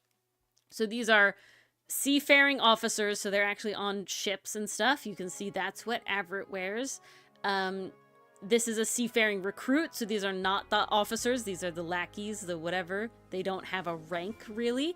Then you have the landlocked recruit. Guards have the hat. You see that in Guard 1 and Guard 2, wear this outfit. But then you have the landlocked officer, where they have this vest jacket, and you can see that it does kind of give a vibe of Milano's thing, because if you look at pirates, historically, they are wearing coats of the militia, right? They are like reminiscent of the naval thing, because they're stealing. Like you gotta think about it. Like they fucking stole it, right? Like, and they want to be grand, so they fucking stole it. They ripped the clothes off their backs. Yeah, like they're not fucking buying clothes. They're fucking stealing the uniforms, because that's what you're doing. So it would make sense that when you look at like what you think of like Captain Hook's jacket, right? There you go. The gunpowder and so, theory. You can also see, so here it talks about function. These are seafaring recruits, so they have boots, right? They're would be in wet. They might be waiting to land. They want tall boots, versus the landlocked officers, they have regular low shoes. They're not really doing a lot of mucking around and muddying around, right? You can very much see these are inspired by sailor uniforms and naval officer uniforms, versus these are definitely more like police vibes, right? With the hat, with the the vest, with the straight pants, these sort of things. But you can see here, this is the seafaring officer. This is how you're supposed to wear your deal. But as you can see, Avrit rolls his sleeves up. He is wearing the uniform, but he is wearing it his way. But it's you will see then the other quote-unquote main characters, the named important characters of Saiga and Perry, how they wear their uniforms, right? Again, they would have the same uniform as Avrit. They're all officers. They will have different medals and cords because of their rank compared to him, but they are all officers. And then to add to a differentiation, well, I don't think characterizing Avrit is really a spoiler, is it, Mars? I don't think so. We can explain that. So, Avrit rolling up his sleeves shows that he's not 100% the strict rule-following, disciplined guy, right? Where Saiga, you will see, is very straight-laced. She wears her uniform properly. You will see the sleeves are down, everything is straight, everything is exactly the way it should be. Nothing added. It's Avrit very by the book.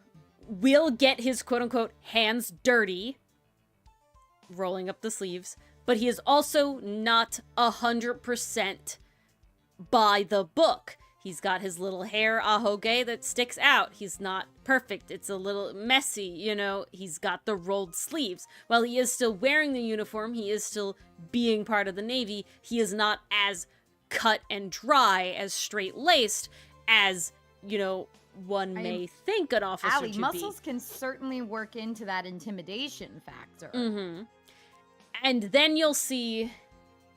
Is Perrin in this doc, or... No, let me see. Comic, Outcast, references, side characters.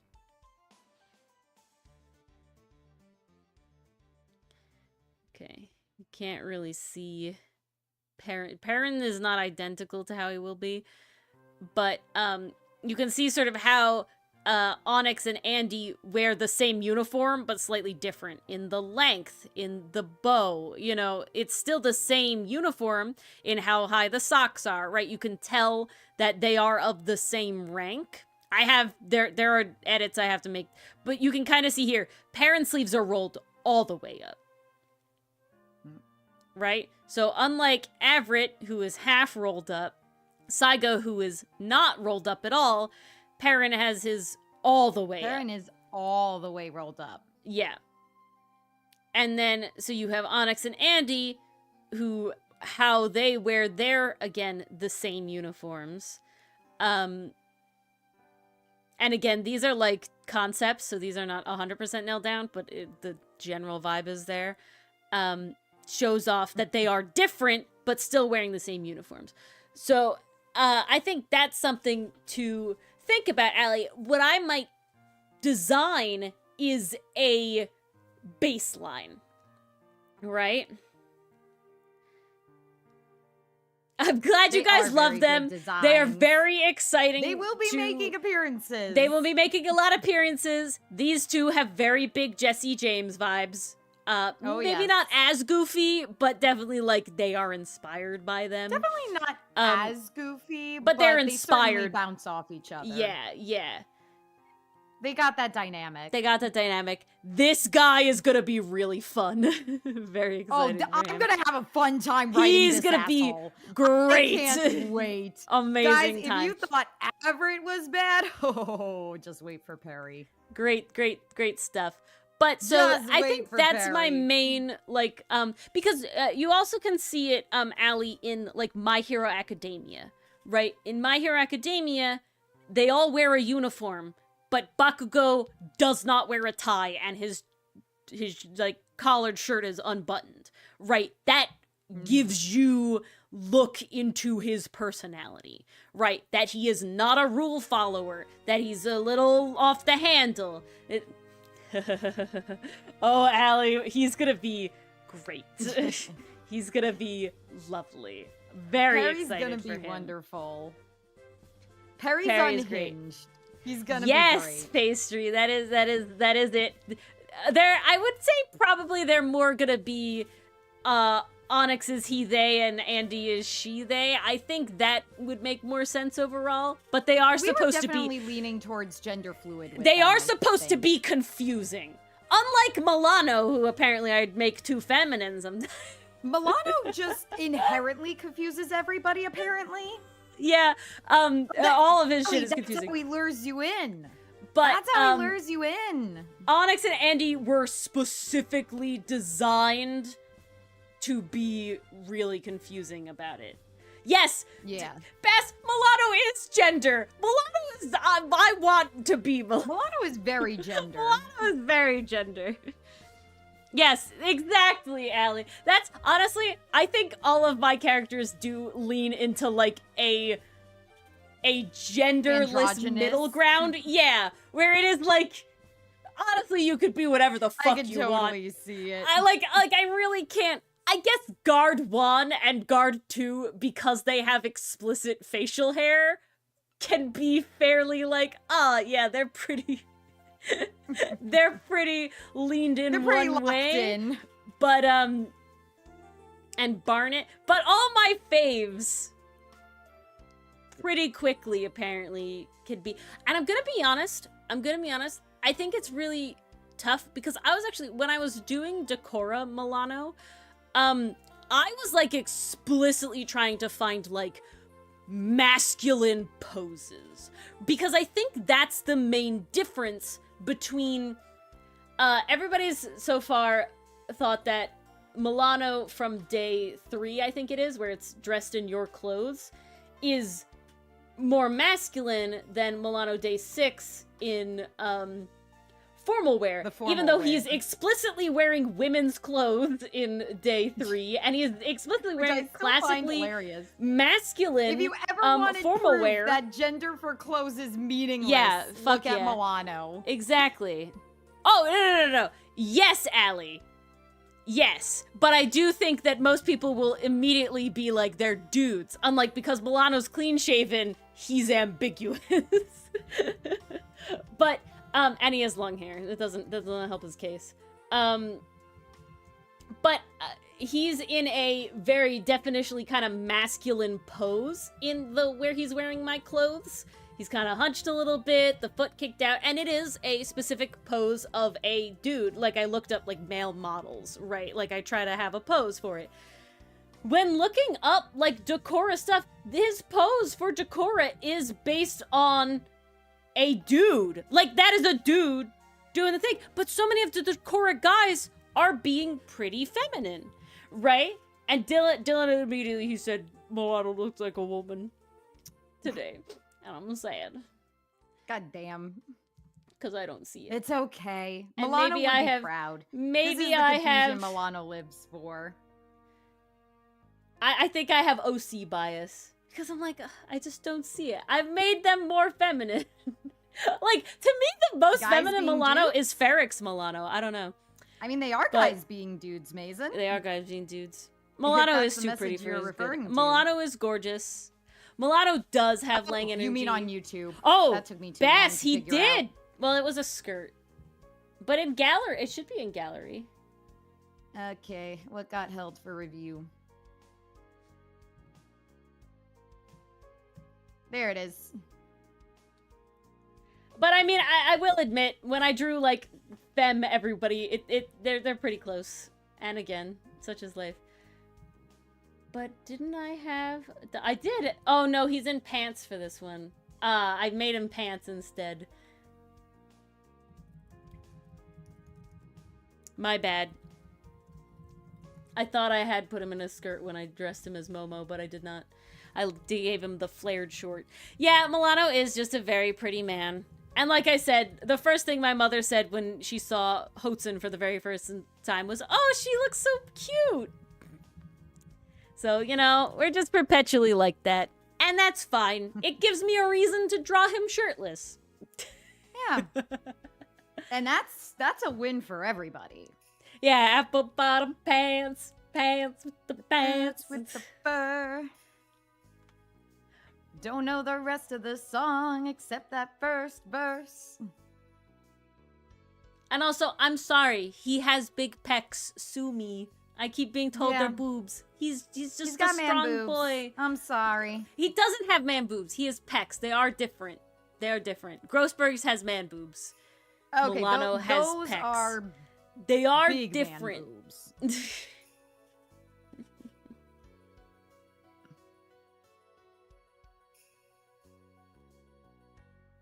I think that's always a fun speculation thing with gender swaps, pastry puff. It is interesting. I think the problem with our characters and Outcasts is that that's not like the focus of the world and the story is specifically like there's not as much like discrimination in that regard as there is in the like color human regard, right? Yeah. So I kind of feel like Outcast is a story where literally you could gender swap everybody and everything would be identical. It's like there's really not better than our real world, but also suckier than our real world. It's better than our world in the sense of, like, there's not a bunch of different discriminatory groups, but they really go hard on the one. Right? No, I know Pastry Puff, but that's why it's definitely, like, interesting. And I feel like it's just not the type of, because I don't think even in the next comic it would matter as well, right? It's just not the stories we're telling, so it's weird. The gender swaps are always It's wild. interesting. And I always sit there, I'm like, yeah, all of the characters would just have, like, slightly different hair. Yeah, they would. Really are. And I'm not unhappy with it. I But just I'm think okay it's, like, with that. I out can of all live of with them, that. it's funny to me.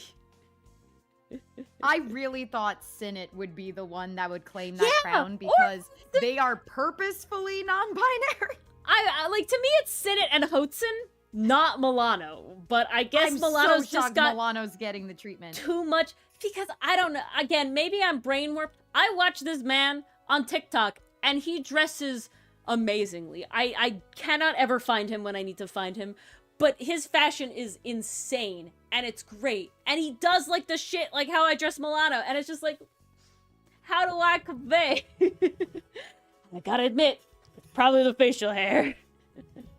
And I just don't draw a lot of guys with facial hair. I'm gonna say, Mason, I'm not a good judge. And the reason for that is I'm so personally kind of, like, gender vibes. Gender apathetic. That's the word I should use. I am very of a gender apathetic person. Where it's like, I am comfortable and I'm happy and I don't have any problems with my body. I think I look good. I like how I look in a lot of my clothes. I liked how I look in Milano's clothes. I wear those clothes for a reason. But I also sit there and is like, I hope I could pass as a man. Like, there's like, yeah, I'll wear man's clothes, and it's just like, God, I wish that someone would mix it up sometimes, you know? That'd be neat. I'm very, like, there is a big part of me where it's like, I think it's really cool that nobody had who the fuck I was as I was Shung Shou Shi, right? Or it's just like, nice. That's why that was base as hell. That's why I love OG too, because it's very much exactly my, like, main aesthetic goal in, like, a perfect world is I want to be pastel pirate, where I want to be with the frills and stuff, but where, like, you guys wouldn't be able to figure know. out why we write about pirates. Yeah, you wouldn't be able to know. Yes, I love Rope that's for a that. big one, Canadian Lucifer. Pastry puff, I love. Yeah, I just I find makeup to be such a sensory fuck that I just can't do it, and I then refuse to get good at it.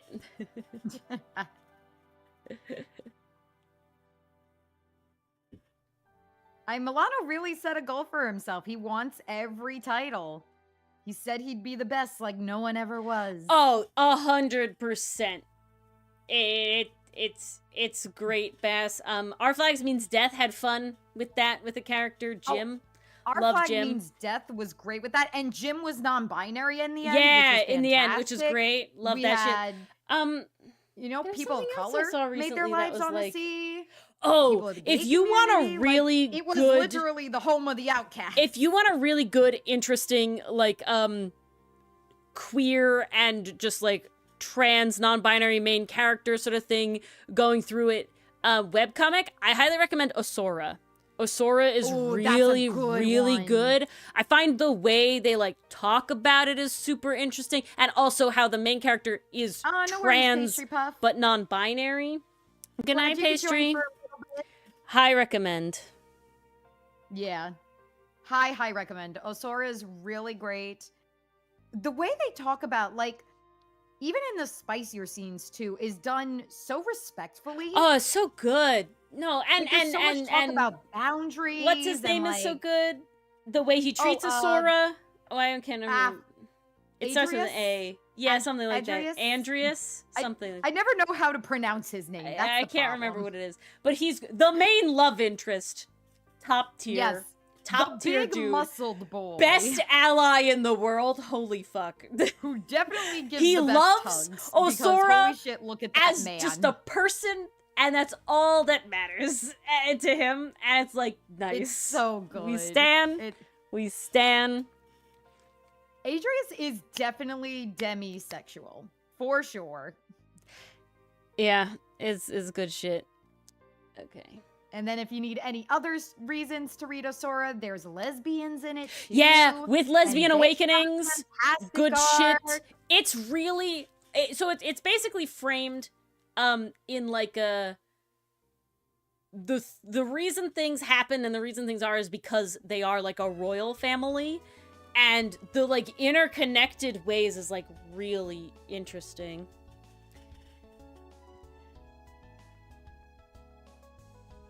Oof, sorry to hear that, Canadian Lucifer. Sorry, Canadian Lucifer. I recently saw a video titled "The TikTokification of Webtoons," and yeah, we have our own website that we'll be launching in November, so you won't have to read our cast on Webtoon. Yeah, it's gonna. I just have to finish it. It's technically up now. I just actually have to sit down and fucking like upload all this shit, which is just a tedium. Which is an endeavor. Just tedious. It's really cool looking, Canadian Lucifer. It also has the Ace Attorney AU on it. Professionally done. Yeah. Oh, That's why it's gonna money. Look really freaking It looks cool. really, really good. Again, when it comes out, I'm not gonna push it. It's like it is. The site exists. I have not put the comic up on it yet. Like that's basically where we're at right now. I need to sit down and fucking do that. But yeah.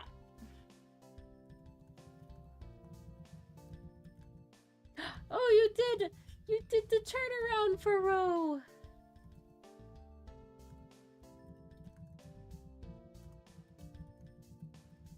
So cute. Oh, they're cogwheels. Okay, that clears that up. I'll admit, Pastry Bob, when I drew Ro, I was a little uncertain as to what the symbols on his outfit was, but now I see it. Now I thought they were like flowers of some sort. Oh, I see it. Yeah. Okay. I got it now. Cogwheel, that makes sense. It's cogwheel. Well, because they're in the steampunk like world avant-garde, right? Yeah. So like, honestly, okay, it makes I sense. Picked up on makes that. sense. Oopsies.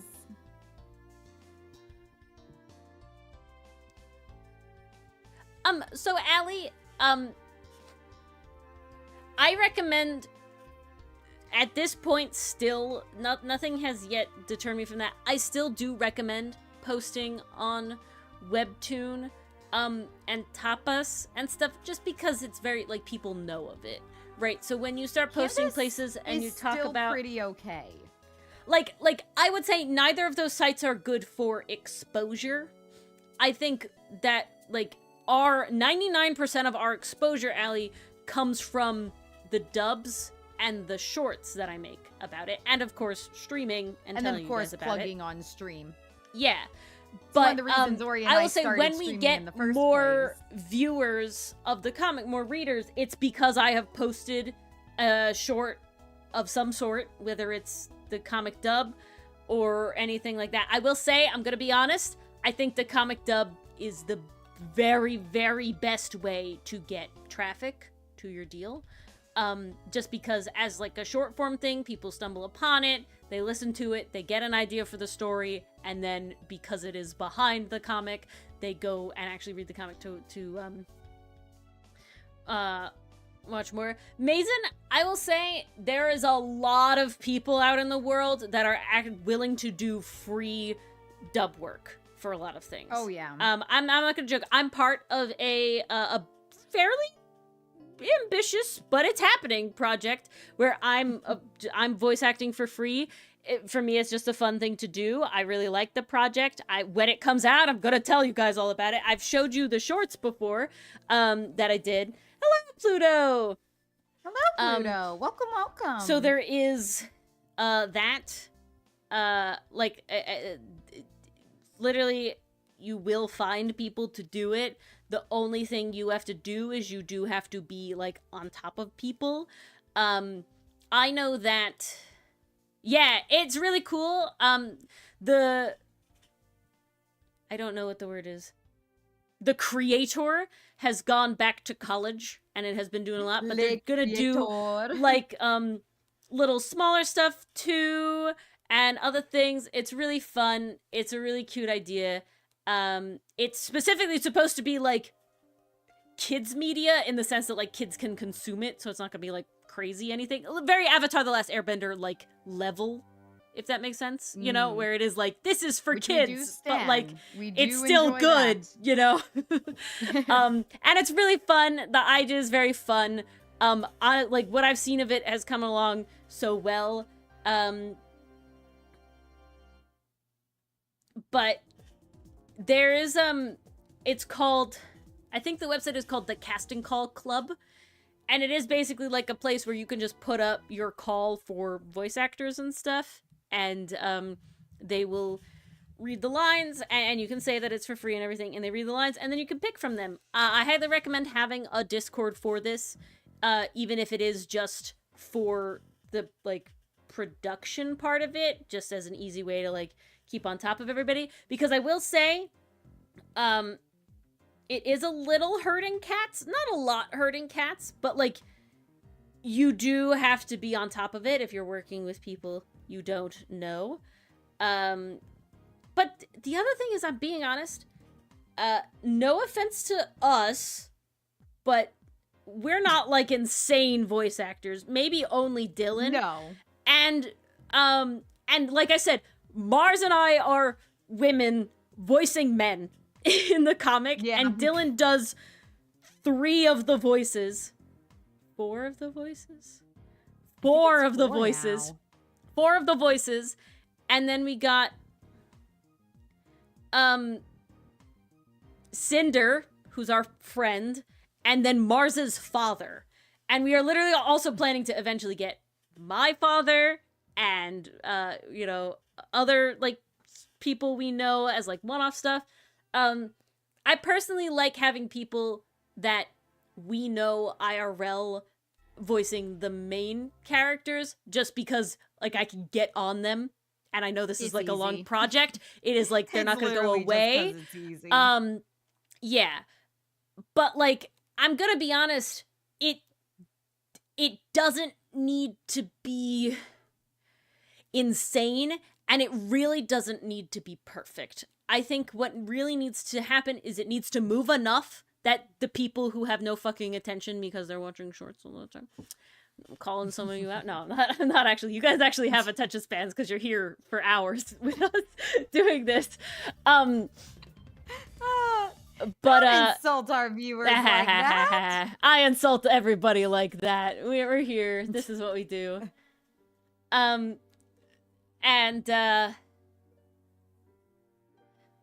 But, like, I would really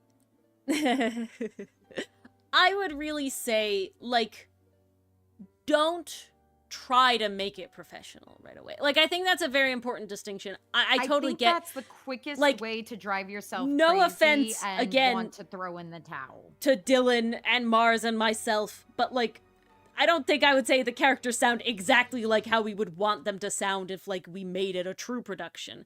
But they're close enough, and they're on the vibe enough that it gives you their personality, so that these people who are interested in it, welcome back, Roval, can get good to see you again. Which was the insult? Can get on, like, it can get it out there, right? I think that's a very important, it's the make it exist first, make it good later, right? Like, that's, like, I think you really need to embody that entirely for, like, the entirety of your everything. Truly. And you can't have people come to it if it doesn't exist. And so I'm really gonna say, like Allie, I would literally say, like, you have your brother, I think you said, have him voice the guys and have you voice the girl. Like, I'm not joking. Like literally, I would just do that. You voice Scarlet, he voices Kai, and then you just, like, wing it for the rest of them, because it doesn't need, like, I gotta tell you, when you watch something like Rick and Morty, you can tell all the characters are voiced by the same person. Okay? You can tell that 90% of the characters are voiced by the same people. When you watch SpongeBob, you can tell a big majority of the characters are voiced by, like, Plankton, you know, and, like, Mr. like, you know, they're voiced by the same people. So, like Allie, I don't, like, you know, same with Mason. You know, Mason, practice your Australian accent and voice your characters. That's the best way to get good at it. It makes it so that it's immediate. It's right there. You have constant access. And, you know, it would be... Yeah, Dragon Ball Z. Like, so many things. Like we're really, Like, I would also say, Alejandro Saab. He definitely does different voices, but he's got, like, 2 voices. You know what I'm saying? Like if you really boil it down to, he's got, like, some voice 2 actors voices. out there. There are some voice change actors their that are insane. personality, and it sounds like an entirely new voice. There are some voice actors but they're not out there changing that their are voice. insane. They're just Like, changing their personality. Alex Lee is kind of nuts. Alex Lee has a with range. the differences there. Jesus. But what I'm trying to say is you don't have to be that. I would say we are 3 people. We do pretty fucking well for making distinct voices for Ace Attorney. Have fun with it. But yeah. Just have fun with it. And that's the other thing, Allie. Okay, my biggest inspiration... Because here's the other thing, too. You can record as many times as you like. Yeah, ProZD. Yeah, you can record as many times as you like. I highly, highly recommend... My biggest inspiration is Betsy Lee, the creator of No Evil. And it is literally... And, like, you don't even have to watch the show if you don't want to originally. I would literally just go to her page and watch the outtakes.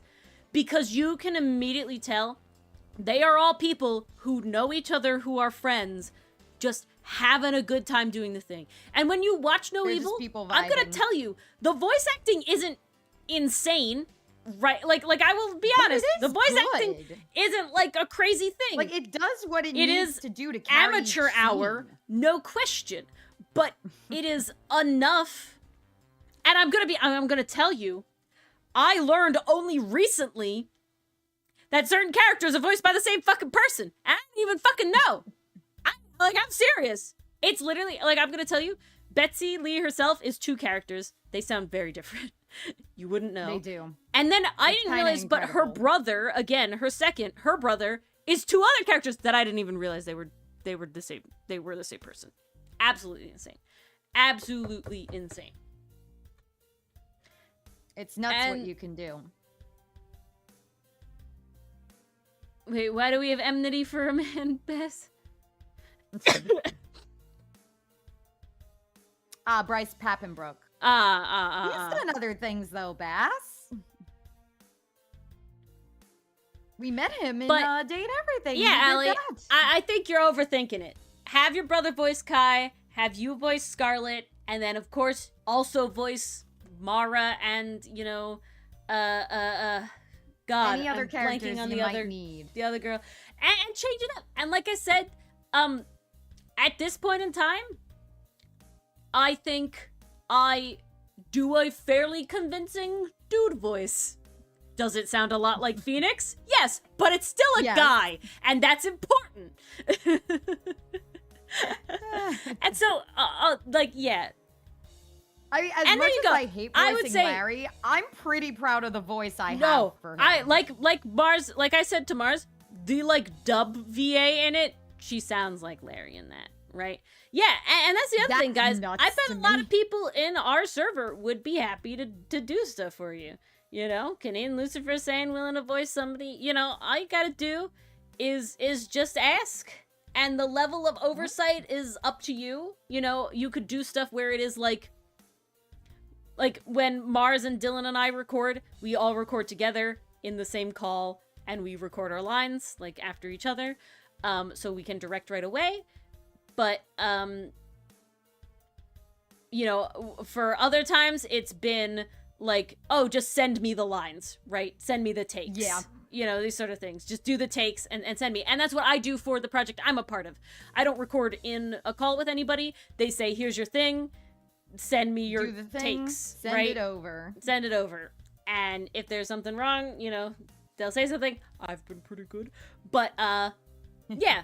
And like I said, I highly, highly, highly recommend looking at the No Evil outtakes. I think they're hilarious. That's where I got the popsicle idea from. Again, big, big, big inspiration of a creator. Although, I think Ori gave it enough spin to make those popsicles our own. Oh, 100%. But definitely inspired. And, guys, I gotta tell you, the very best way to become okay with your voice is having to listen to it over and over. Like, I'm not joking. It really is. I never personally had a problem with my voice, but definitely at this point, my inner head voice sounds like the recording voice. Like, they've meshed because I hear myself talk so much in recordings that, like, it is identical in my own head. My it's crazy how that perception of me has leveled out. Call it exposure therapy. Yeah, but the other thing is there is voice training, and a lot of people, you know, do voice training, and that's not to say like you have to go to professionals. Videos on YouTube, videos you online can find for free. to voice you don't need to shell out money for this. Yeah, no, all for free. I have Verity's accent. I have a French accent because I literally knew about a creator who is American but speaks French fluently and does a lot of like France versus America content where she speaks English in a French accent. And I literally would just sit there and I would just copy her. Like I literally like there's a video of hers that is like interviewing, you know, a French person interviewing for a serving position in America. And it literally is like I just copied what she said as the character, and literally how I get into Verity's accent at the start of streams is repeating that skit. Like that's it. Like there's always a thing. So you know, you can train your voice to be different. You know, you can see that in our voices during the course of playing Ace Attorney. My Phoenix at the start does not sound like my Phoenix now. And all that sort of stuff. Oh, it's definitely settled. The ones I can pull out is I do have an Irish accent, again, because I sat down and I learned how the Irish accent I got a little works. bit of an Irish accent. I don't think it's perfect, but I do think it's there. And then I just practiced. Like I said, I do have French now. I have posh British. I've always had, obviously, you know, Southern American very easily. I would say I can do a Scottish-ish one, but it has to be in like a dude voice, like a dwarf level. Like it has to be like a dwarf. Otherwise it doesn't work. It doesn't happen. Those are all the ones I would say I can whip out at any given moment. If there is a character in the future, like, because I did not have a French accent until I was like, I'm going to voice Verity. She's going to have a French accent. And I need to have that, right? So I like put in the work to do it, and the more you do it, the better it is, right? And so I would literally go, and everybody learns accents different, right? Yeah, I speak Borginian. I do. I hope that guy, I'm thankful that guy's not come back because I don't fucking know how I did the voice for him. I don't remember him at all. Like I'm not his gonna voice say at all. anything out loud because once I do, he'll come back. Yeah. And then we're doomed.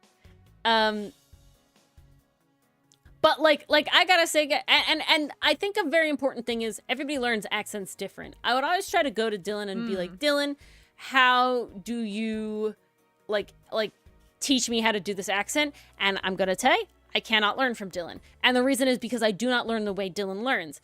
Dylan will sit there and he will mimic, right? Solely mimic, and he will then get it and have it. I need a level of the R's, you know, do this in French, or like the TH's, you know, French can't pronounce the TH's often. I need a level, I need a level of these are like the common changes.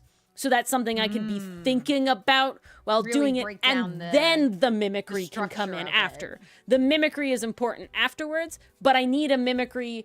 But if I'm only doing mimicry, like I need very much like, okay, I can hear all the R noises are the, you know, all the like the THs are the, you know, you the need the t's or the foundational. Exactly. Without that, my brain just can't compute. So that is a big difference. And it also comes down to like figure out how you learn best. Exactly. And those then the accents can follow. Those are the way. I would say the only ones that I didn't do that with are the posh British and the Southern America ones, and I think the reason for that is because you hear those a lot I would living in America. also suggest like practice saying things with different intonations, with different tones. Try placing stress on different parts of your senses, because that's going to make you sound different too. Not And everybody's sometimes even an that accent. can make a whole character. Like- Exactly.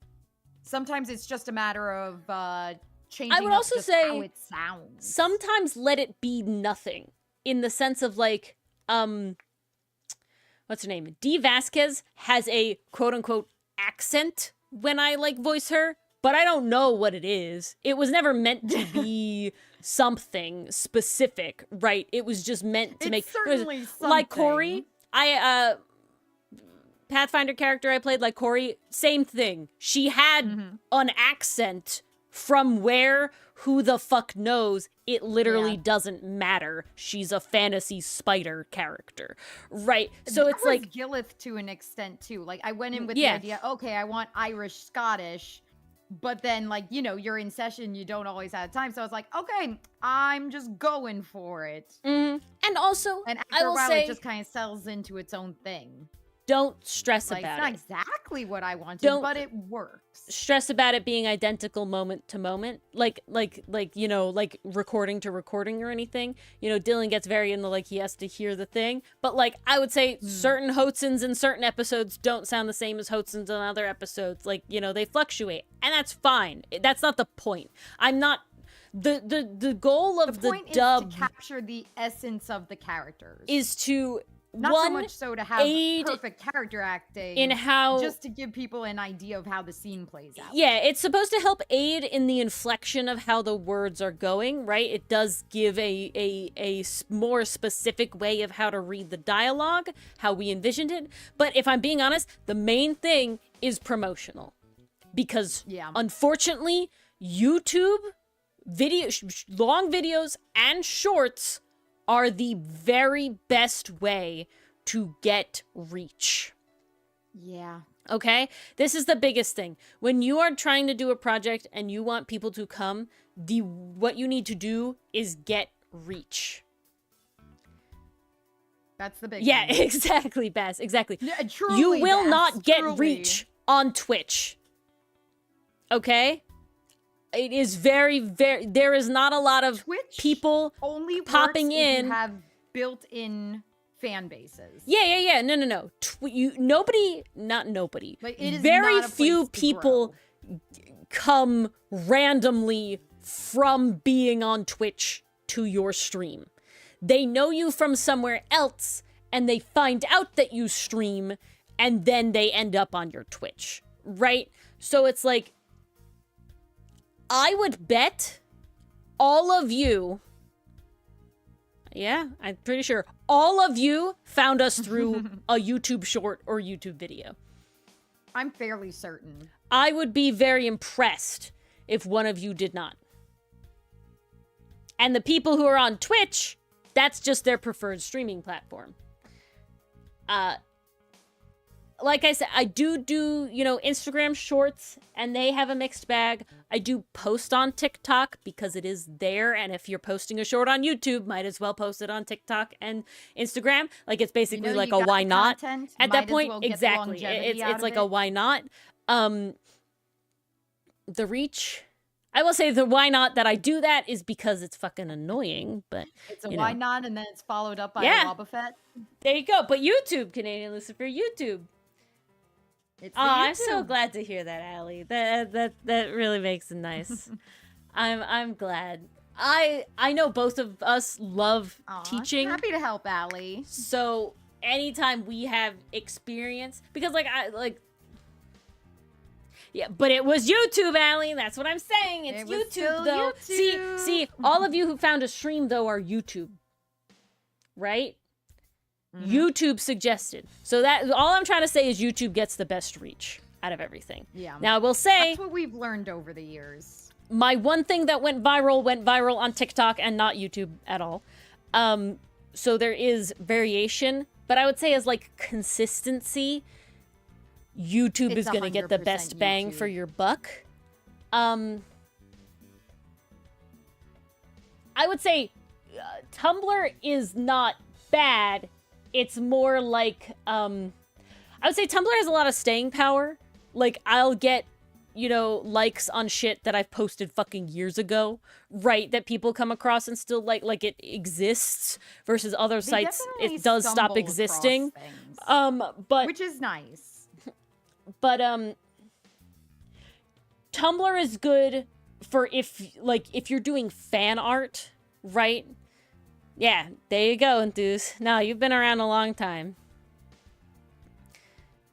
But yeah, it's all YouTube. Yeah, that's the point I'm trying to make. You know, nobody's found me on Instagram, right? Yeah. Oh, a raid? Who raided? Who did you come in with? I'm so curious who raided, Bass. Because I feel like I'm mostly only raided by people I know. In the sense of, like, I know them. We usually know who Yeah. the raiders are. Oh, I'm so curious now. Ha! Just got lucky. But see, that's a special thing. And that's a thing of, like, yeah, if you get raided, that is a way to find people. But there's no good way to make yourself raided, if that makes sense. Right? It's kind of like a luck thing to an extent. Obviously, if you become friendly with people, you are more likely to be raided. But, like, unfortunately, you know, Cinder and my content now is different, even though the Dichotomy crew likes to raid us, you know, our times don't work out great all the time. And stuff like that. So, you know, it's not reliable. Again, I would definitely say YouTube. I would say the short form content just because, like, that has the most organic, like, people stumbling across stuff, just the unfortunate setup of the way short form content is, you know? But like I said, Tumblr is definitely good if you have, like fan content, right? I would say, like, when let's look at my stuff. I don't get a lot of likes on anything on any other social media. Okay, YouTube is definitely our biggest social media. If I look at Tumblr, I have been getting likes recently, and they're all on the Ace-October stuff.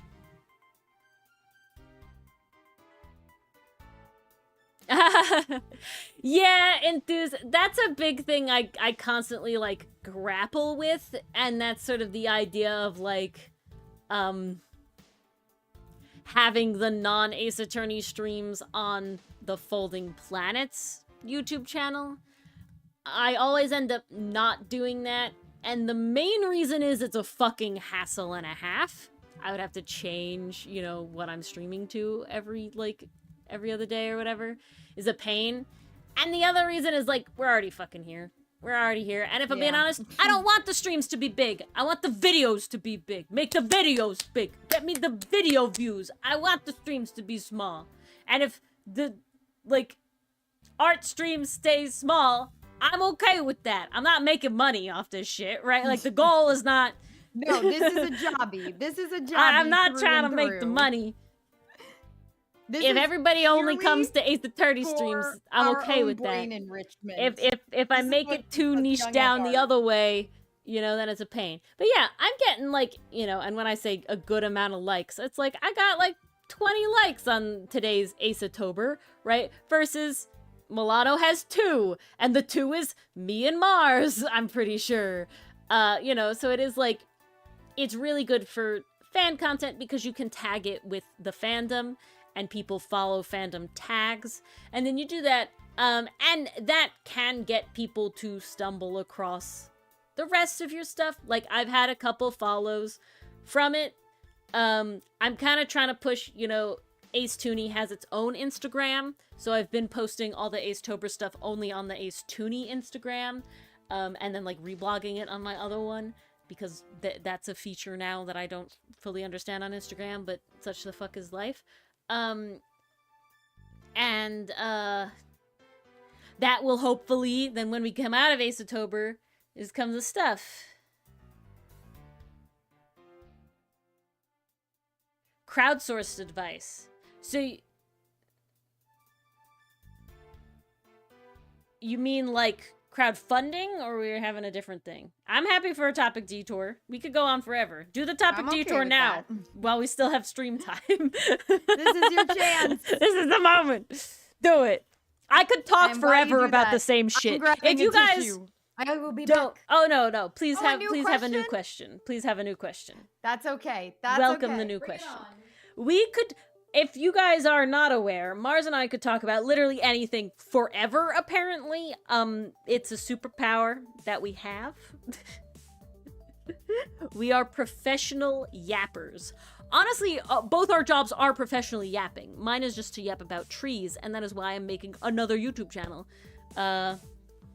Yeah, that's coming along. Allie, I'm glad, because that is basically what the non-Ace Attorney streams are. Is us yapping. Which is great. Yeah, oh yeah. You have a job interview, and the last time you had an interview, you didn't get the job. Okay, this is a very important question, Enthuse, and the very important question is, what job sector are you going for? The reason I ask this is because I, in my job experience, I did see a conversationalist conservationalist. Yes, it hurt my brain, Bass, but yes, Japanese indeed. So Enthuse, the reason I ask is so Dylan has a very classically sort of corporate-esque job, and he had the interviews that everybody warns you about, in the sense of, like, asking you weird questions, and you really have to be dressed, like, you know, really nice. You know, you dress for the job you want, not the job you have, sort of thing. Like, you know, they're gonna ask you hard questions to see how you are. Librarian position. Okay. The things librarian position that I would do is I would, of course, dress nicely, sort of based on what you would see the librarians there dress. Maybe slightly nicer than that. I would but go slightly nicer. Yeah, but I wouldn't like necessarily are wearing and then elevate it. I wouldn't necessarily show up in a suit, right? You know, like for that. I don't think that's like necessary. I don't think you need to go that ham. I think we're aiming business casual here. A lot of times, in my personal experience of interviews, and I will admit that I have a very interesting interview experience with my field. But a lot of it is, there's two things that job interviews are looking for. They're looking for your experience, and they are looking for, do you vibe? I'm gonna be honest. Yeah. There's a big do you vibe aspect to any job position. They want to know if you're going to get along with the other people. With everybody like, else. Do you match their energy? The things you need to practice, is making everything sound like it's to their benefit and your benefit, right? Yeah, you don't want to be annoying, you don't want to be oppositional, you don't want to be, you know, you want to be friendly, you want to be like you're going to, you know, charismatic. It really is, there is a lot of charisma in it. There was a joke I saw recently that was kind of, it was a skit about a guy, and he comes in and he's like, oh, I was so nervous for my interview, I drank, you know, the little shot of Fireball before my interview, and the guy loved me, he hired me on the spot. No, don't do that. This is a skit. But he's like, you hired me on the spot, it was great. So I came back into my job the next day, and he's like, where's that charismatic guy I hired? So I took another shot of Red Bull, I came back, and he's like, ah, there he is. And that's how I started my first day as a school bus driver. But the point being is that being personable is very important. Yeah. Especially, you know, this is a librarian position. You're going to be around some people at the desk. You're going to be interacting with the public. That is another thing I think they're going to want to see for. They're going to want to see, like, how welcoming are you? How do you engage with somebody walking in? How do you respond? Also, to organizational. inquiries? You know, organizing is a big part of it. Right. So you want to think about, what does a librarian do? Yes. So, but Enthuse, you don't have to sell yourself. Okay. Yes, but you don't one of my friends need gave me to this think advice. about it that way. You have to think you're hot shit and convince them you're hot shit. But I think the problem people get into is that you are applying for a job that you know how to do. Okay, like you don't need to think about it being an imposter, right? You know, you think about like the snake oil salesman and the everything. Like you don't need to sell yourself into the sense of like over exaggerating. Like, okay, Yeah. my experience with job interviews are very lax compared to most corporate job interviews. Okay, I have a very different experience. However, the vast majority comes from the fact that I had like you can spin the things that you know how to do in the way that that they care about, right? I think that's the best example. The first job interview I had, you could take past experiences and twist them in a way where it's like, this is how this skill benefits you guys. And that's exactly. the angle. Everything is beneficial to them. They do not benefit you. You benefit them. And give examples. See, the thing is giving examples. So they ask Back you it up like with evidence. Get your evidence. Like, oh, you know, being a librarian involves, you know, keeping track of a lot of things on, you know, computers. We use, you know, this library computer system program, you know, like you know, how do you feel about that, whatever they say, and you go, oh, you know, Maybe like talk about your I have worked skills. Yeah, you talk about how you've organized, you know, in college, right? If that's your main experience, how, you know, during college you were taking a lot of classes, you needed to make sure that everything was organized. What did you do? You learned many programs related to school things, right? I know school has a lot of different programs. You got Blackboard, you got Moodle, you got, you know, I feel like I'm dating myself to fuck, you know, you got Google Drive, all this stuff. Moodle brought me back. Holy yeah, well, shit. don't, you know, whatever. And so you say that, like, you know, you're very good at being able to pick up a new program, you know, pretty immediately, and you're very good at, you know, problem solving in order to figure out, you know, how to do things like that, right? Like, you gotta spin everything to it, you know. I think it really is, you have to think of examples as to things that you did and can show, you know, and give those personal anecdotes to give the example as to why. And don't ramble on, but it's like, you know, oh, Mars, you know, it's a very independent job that you're signing up for. You're going to be driving around on your own. You know, you're not working with your colleagues a lot. You are going to that's a funny thing. They never said that in the interview. See, in my interview... What they did ask me in my interview, because my job involves working with children, they asked me questions like, tell me about a time when you came across a difficult case. Like, what did you do in that situation? So they wanted to know, like, how do I work under pressure? How flexible am I? Can I change my plan on the spot? Or am I a person who locks in on my plan and gets stuck if something messes with it? There was another question where they had basically presented me a case study. They said, you have a child coming in. You have not read the IEP. They didn't send you it yet, so you don't know the child's goals. What do you do for your first session? And, you know, I talked about, well, I'd spend the first session creating rapport between me and the client. That way they feel comfortable coming in. They want to return to speech the next time, because the relationship between the client and the clinician is very important to ensure success in the goals. I talked about, what else? Did you give an example of when you did it in college? So I never came across that situation in college, but I was able to use the knowledge that I had to create a hypothetical scenario of, well, this is what I would do. Yeah. See, there you go. You want to... Because here's the thing. You know, you're putting more on than a performance. You think. Yes. This is the biggest thing, is that they seem to present you with an impossible question like, oh my God, I've never not had the goals in front of me. What do I do? Just do what you know to be right. Yeah. Like, you know the answer to this. You know, well, I'm not just going to sit there and fiddle on my computer trying to find the goals in the IEP, because that's a waste of time. I think the way to think about it is you've already passed step one. right? You've already done a resume.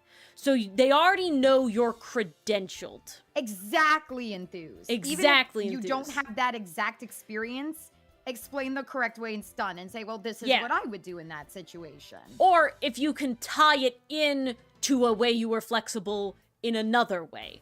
Right, Yeah. like you know, like how Now, I don't know it how talks much about libraries will be looking for flexibility. well, no, But they might be like, oh, say if someone comes in, they're I don't know. I think I'm thinking too much of customer service. 'cause my I first think the example was problem a customer comes in upset about a book, and I'm like, does that happen at a library?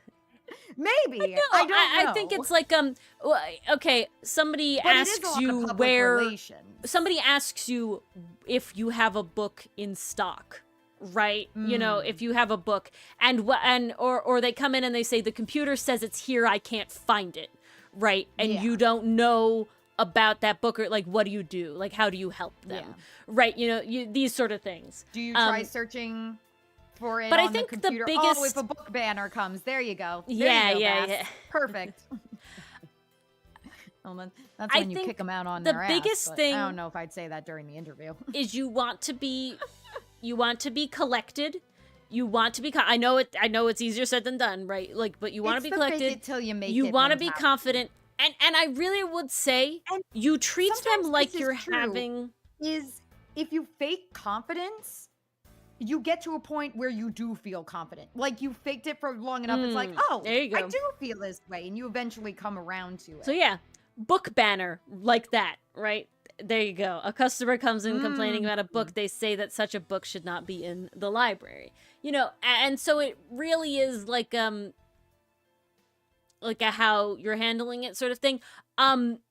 Another good thing to add into stuff like that is saying things along the lines of like, you know, if you can know certain policies. That's the other thing. You need to have like some research done on the place that you are going. Like, what are their values, right? So if you research like this library, is this library known to be progressive, you know, or are they known to be what, you know, like these sort of things. Yeah.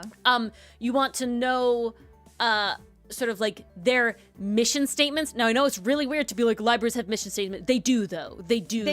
You know, and they do have things like that. For example, the library near me, pretty progressive. They advertise Pride. They have a sign on the door that says like this is a safe space for all. Like they're very progressive in that sense. Yeah. But sometimes you do come across places that are like not that, unfortunately. And so knowing that will shape how you respond to things. And then I will say the other biggest thing is have a question lined up. Have a question. That's also the big thing in interviews. Ask. Always have questions for them at the And the reason is, and it's a really like counterintuitive thing, I think is why it trips a lot of people up. The reason is that you questioning them does not come across as you being like confrontive or difficult or looking for things. It actually comes across as you being attentive and interested. Attentive, that you were paying attention during the interview, and that you're interested in the job because you want to know more about it. So bringing up, if they don't bring up stuff like the mission statement, like bringing up the mission statement helps. Yeah. You did your research, right? What is your Showing mission something statement? that you did your research. Do you know who like the library head's name is and what they're about, right? Like, do you know? So like bringing up things like that. I work for a company that is very about conservation in their mission statement, right? And conserving the, you know, environment in urban spaces and things like that. So I would talk about how, like, you know, my college was a conservationist college, you know. You talk about how, like, I think, you know, how trees are very important to the landscape. They're one of those things that a lot of people don't realize that they miss them until they're gone. And, you know, so preventing that from happening in the first place in as every ways we can while working in tandem with the city is important to, you know, keeping a conserved urban environment and these sort of things. And so it's like bringing in the sort of stuff. Now I'm going to say my personal interview experience has been very weird compared to Mars or Dylan's interview experience. I was never really expected to dress up. My second interview was over the phone, not even Zoom, over the phone for the job that I have. And it's honestly, really funny that you mentioned that, because so many people have switched to remote interviews. So when I dressed for my interviews, it was over Zoom. So I did dress nice on the top. You know, I pulled my hair back, did nice updo. But no pants. I did put some jewelry on, had a nice collared shirt. But bottom, I was like, I'm going to be in my pants because I'm going to be comfy. I'm already nervous enough. If this is in person, don't do that. You got to look good from top to bottom. Yeah. And it's a very fine balance of being stand out, but not too much. And I'm gonna say, which, I'll be honest, I think is easier than you think to achieve. Don't overthink it. I think this is really important to think about. You are applying for jobs that, okay, let me back up. There's a lot of advice all the time, and it's basically like, if you don't meet all the requirements that something tells you about in like a job application thing, you should apply anyway, because they aren't actually expecting you to have all of that. It's really stupid. It's really dumb. Okay. And so you need to be confident that you are applying for jobs that you want, right? And these are jobs that you would at least be moderately good at with your current experiences, right? And the other side of that is you want to be in that position in like learning this. And I know there's like, oh, if I take a customer service job, I don't want to be here. But like, you need to think about it in the way of like, you're a person and thus you can interact with people. And I know it's not that easy, but like you need to be confident in yourself that like you are who you are. And you do probably need to be a little more outgoing sometimes for some people. But, like, I can't stress enough, the overthinking is the killer of it all. Yeah. The overthinking is really... The over-explaining as well. Yes. That can sometimes get people, too. Get to the point. Like, when the story ends, cut the story. Yeah. Exactly. Do it. Get to the point. Have the little playbooks in it and thing. And I'm going to say the last thing is, don't get down on yourself these days if you don't get it. Because it is exceptionally hard right now to find any job at all. Libraries are also getting hit hard, unfortunately. It is so many people that need jobs. And it really is... And if you're having a conversation, if you're having a rapport with your if it's interviewer, like a back and forth and you're that's both like fine. getting into the story, because that happened with me during my interview when I was sharing my story all of mine about one of my past sessions. One of my interviewees interjects and goes, "Oh my gosh, that must have been so cool." And I was like, "Yeah, it really was. It felt like that, and that," and then we just bounced off each other. So the story went a little bit longer, but we returned to the main point. Yeah, my first job interview for the company I worked at before literally ran long because the interviewer had such a good time talking with me about it. And that was probably part of the reason I got the job. I will admit, the job I have now was basically like, this is the kind of job you do. You good with that? And it's like, yes, I have this. And I had to like push the like, yes, I have this experience from my previous job where I did basically the same thing. I did work alone. I was reliant of doing my schedule and all this sort of stuff. And I didn't really have a lot of whatever. They're like, great, you would be doing this stuff. Is that okay? And I was like, yes. So I do think there's a level of like, I share an alma mater with my manager. That certainly helps. So my personal interview experience is very different than Mars and Dylan's. And I will also say on top of that, mine is different because my positions don't require higher education. Dylan and Mars's both require graduate degrees to some extent. so they really have to know their stuff because they need to be Yeah. certified Oh, we were or whatever in a quizzed. thing. Yeah. No, Never Dylan had to answered the write question, like an Tell opening me statement the and perform it difference at his between thing. phonology and articulation. Tell me the difference between So I don't think you're gonna have that Uh, enthuse unless maybe they ask you about the Dewey Decimal System. fuck, what was it? Broca's versus Wernicke's aphasia. That was it. You know, Fun times. Fun I was times. not sat and given like a bunch of trees and told to identify them. You know, they were like, you have this. I had my certification. You know, both Dylan and Mars were not technically certified or barred when they got their jobs. They had to No, have the jobs that's why before I they needed got the it. job. The job Exactly. was to get the certification.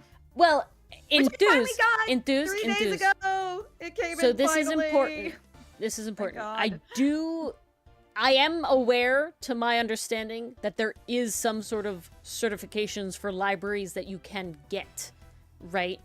I don't know what that involves. I just know somebody in Dichotomy's server is a librarian. It 2 might people now not technically in be Dichotomy's bad server to are look librarians. into Enthuse, But yes, because look then that'll into it. bolster your What do you resume need? and give you some niche skills. And that help you also- stand out. Also, they might ask, like, your 5-year plan or whatever the fuck. And if that's something you're interested in getting certified, would be, is the way you can't get it because you have to have experience? Because that's something to bring up with the thing. Or is that That's something a you schooling mentioned that you related didn't thing? get the last job. Did It was a library as well. Explain Yeah, were they a like, good why? recruiter and they said why? Or were they a bad Sometimes recruiter they do and tell ghosted you? and that's something you could use towards Yes. the next interview. Bess, It's annoying it's that this really is the game everyone needs to play. bad. Oh, thank you, Allie. in the sense of that, like, I identify Treon vibe in a way that it's like, it's in my brain, and my brain does the computing, and I, like, just know it. Like, there's obviously, like, I learned how, but, like, there's a level of just, like, I kind of look and I go, that feels like this tree. And I'm right. But, like, you know, somebody was, like, trying to describe a tree to me today, and it's like, guy, I'm sorry, I need a picture. I can't. You describing it to me? Like, there's stuff I'm looking for that I could not, like, I cannot describe. Yeah, and unfortunately, that's something that you're gonna come across just because of the state of the world right now. Like, I know it's hard, and I wish you all the luck. You know, you're great. You've done a ton of organizational stuff. I know your organizational skills already, you know, like all this sort of stuff. I think you'd be a great librarian. But don't let the rejections get you down. Any of you guys, because I really got to say right now out there, it's tough. I'm in a niche field. is. I am very lucky with my position. Dylan and Mars have jobs because they have higher education in fields that need people really bad. Oh, yeah, we need And people. they can't hire just any Joe Schmo off the street because they fucking we need this higher people, education. but we're also getting hit because the world is the world at the moment, and it's been a fun time. Oh, you're not hogging anything, Enthuse. Everything's being talked about in this here. isn't hogging. This is universal No. information that We're I think talking about everyone stuff. could benefit from. Because job interviews are intimidating. I'm never gonna pretend like You they're mean not. chicken sexers can smell it, Bass? That I've never heard. What? That's crazy. We are enthused about your interviews. Yeah, and that's just unfortunately enthused the state of the world. Yeah. I highly recommend. This is something. So I had 2 years in between jobs where I was unemployed because I really didn't. I didn't know what I wanted to do. You know, I have a bachelor's of science in environmental biology, right? So it is rather general, but that is partially to my detriment in the sense of that, like, I specifically went into trees, and I did thankfully have my arborist certification at that time, of leaving, you know, being fired from my first job, and before getting this job, you know, I did have my arbor certification, but I was looking into a lot of different things and looking into like what certifications you can get, right? And I think it's like looking at like town things, right? Like yeah, that's the other problem, Enthuse. That's the other problem. I highly recommend for anybody at all wanting to change positions, doing anything, look into what your, like, I wouldn't say what your passion is, right? Obviously it can be, but like don't get hung up on like my father is a big stickler of like, this is going to be your career and you should be fulfilled by your work. And I enjoy my work. I would not say it's fulfilling. I am fulfilled by the fact that I get to do all this other stuff because of my job. Now, it isn't a field that interests me. I do love trees, but I would say my passion would be getting to teach people about trees. However, that is not a job I will do because that is way more work and horrifically underpaid. So I went, fuck no, we're not doing that. I think as a person, I would love to be a college professor, but they are not paid enough to do way too much fucking work. And thus it's like, no, I'm not doing that. Me doing my job is more important. But the point is, bless you, Mars, is that Thank you. Sorry. I did not in school know about the arborist certification. That is something I learned about from my first job, right? Having other certifications enthused, even if they're not directly related, right? Like this Masters of Libraries, having like, you know, I know my mother was a senior clerk typist, right? That's a certification that you can get. That is a test you can take. And that is something that looks good to have, right? Because it is a tangible thing you can show people. And so looking at your areas, you know, like your county or your town or whatever, what tests, you know, you can take in order to have certifications, because at minimum you're learning new things, and at maximum you're building a resume in a way that you can. Not all of them cost money, some of them do. Sometimes it's pretty nominal, sometimes it's not. You know, you do have to do your research into these things, but like doing, like, it doesn't have to be like I think a thing a lot of people get hung up on is it has to be exact, right? You can't let it be exact. Yeah, no. I did not become an arborist and know about the job that I have. If you do that. I never even thought about doing the job that I have. I got very lucky and I stumbled across the job that I have, and I am so fucking thankful, and I will never leave this job willingly. You will pry it from my cold dead hands. But like, that was not something I came out of college knowing I wanted to do. Like, that was not something I came out of college being like a thing. It was like, no. This fell into my lap after searching for 2 years, after searching for something in a way that I knew how I wanted to get to. And so it really is like, I'm a notary.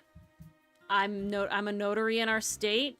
That is something that I got because I found my last job had a need, and I filled that need, and that's a fantastic fucking resume builder, because now anytime they need a notary, I'm here. You don't have to go to a bank and do a whole lot of shenanigans and stuff, right? And that's just an exam that you take. Honestly, Enthuse, trying to be a librarian, that might be a fucking thing to do. Yeah. That might be a fucking thing to do. Notary's a great one. Everybody needs a fucking notary. That could be a service that the library can now provide if they don't have one. You know, yeah, I'm a notary. I've been a notary since 2020. Yeah, 2020. I've been a notary since 2020. My mother's also a notary. Basically, my previous position required submitting a ton of tree work permits, and one of the two administrative assistants that had worked in the office was a notary. She, however, retired, and then there was no notary in our office. However, we needed a lot of clients, especially my territory of clients, to have their signatures notarized. And so it was like, yeah, I'm just gonna fucking do it. Again, it's literally a memorization test. Like I'm not. It's a memorization multiple choice test. That's what you take. You study for it. You take it. You pass. You get your stamp. There is a fee involved. You have to then pay to get your stamp. You get your stamp. And then basically you have to renew it by paying a fee on time every 4 years. That's literally it. I am notarized in not the county that I currently live in, because it was the county that I previously lived in, but it technically doesn't matter. So that's cool.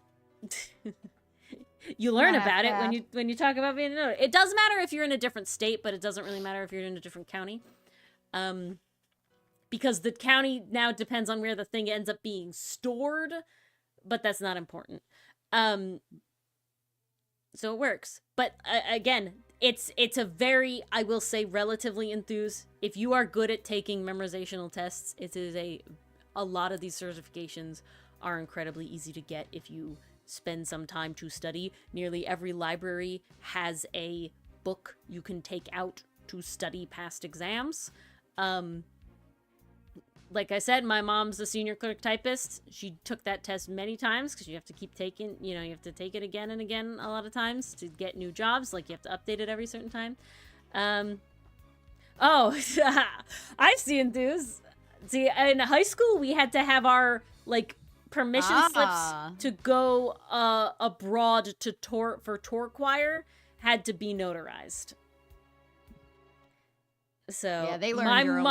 My mom worked at one of our town halls for many years because senior clerk typist. So she became a notary first, and then she was like, "Ori, like, why don't you just be a notary? This is how you do it." And so it's great. So honestly, enthused, I would say whether or not you get this library job, if you're going into this general field, it's a good resume pattern, That's everybody out there too. You don't realize how often you kind of need notaries, and having one at a library specifically, really nice. Really nice. Because people can then come in and have you notarize their things, It ends up being a public service. But yeah, that's really all the advice I have. I think it really is a lot of do your research, which is, I know, what kind of advice is that to say? Not the most fun thing in the world, but I think be grateful for it in the end. Don't narrow your mindset. Look into a lot of different things, and then sort of see. Yeah, exactly, enthused. Yeah. Exactly, 100%. That's why, like, I had this brain moment. I was like, oh, fuck. That works so well. So yeah, like, 100% look into that enthused. Your library will have a, like, notary exam test book. And it's literally multiple choice questions that you just need to memorize the answers to. It's literally like, how much do you charge for this? Like, is this legal? Like, it's really cut and dry. You're learning policy, basically. 90% of the things you'll never encounter, and you probably won't charge. I don't charge. You don't have to charge, but there is rules for how much you can charge, which is literally nominal fees of, like, I don't think you can charge more than like $1.50, something like that. Exactly, Bass, exactly. But yeah.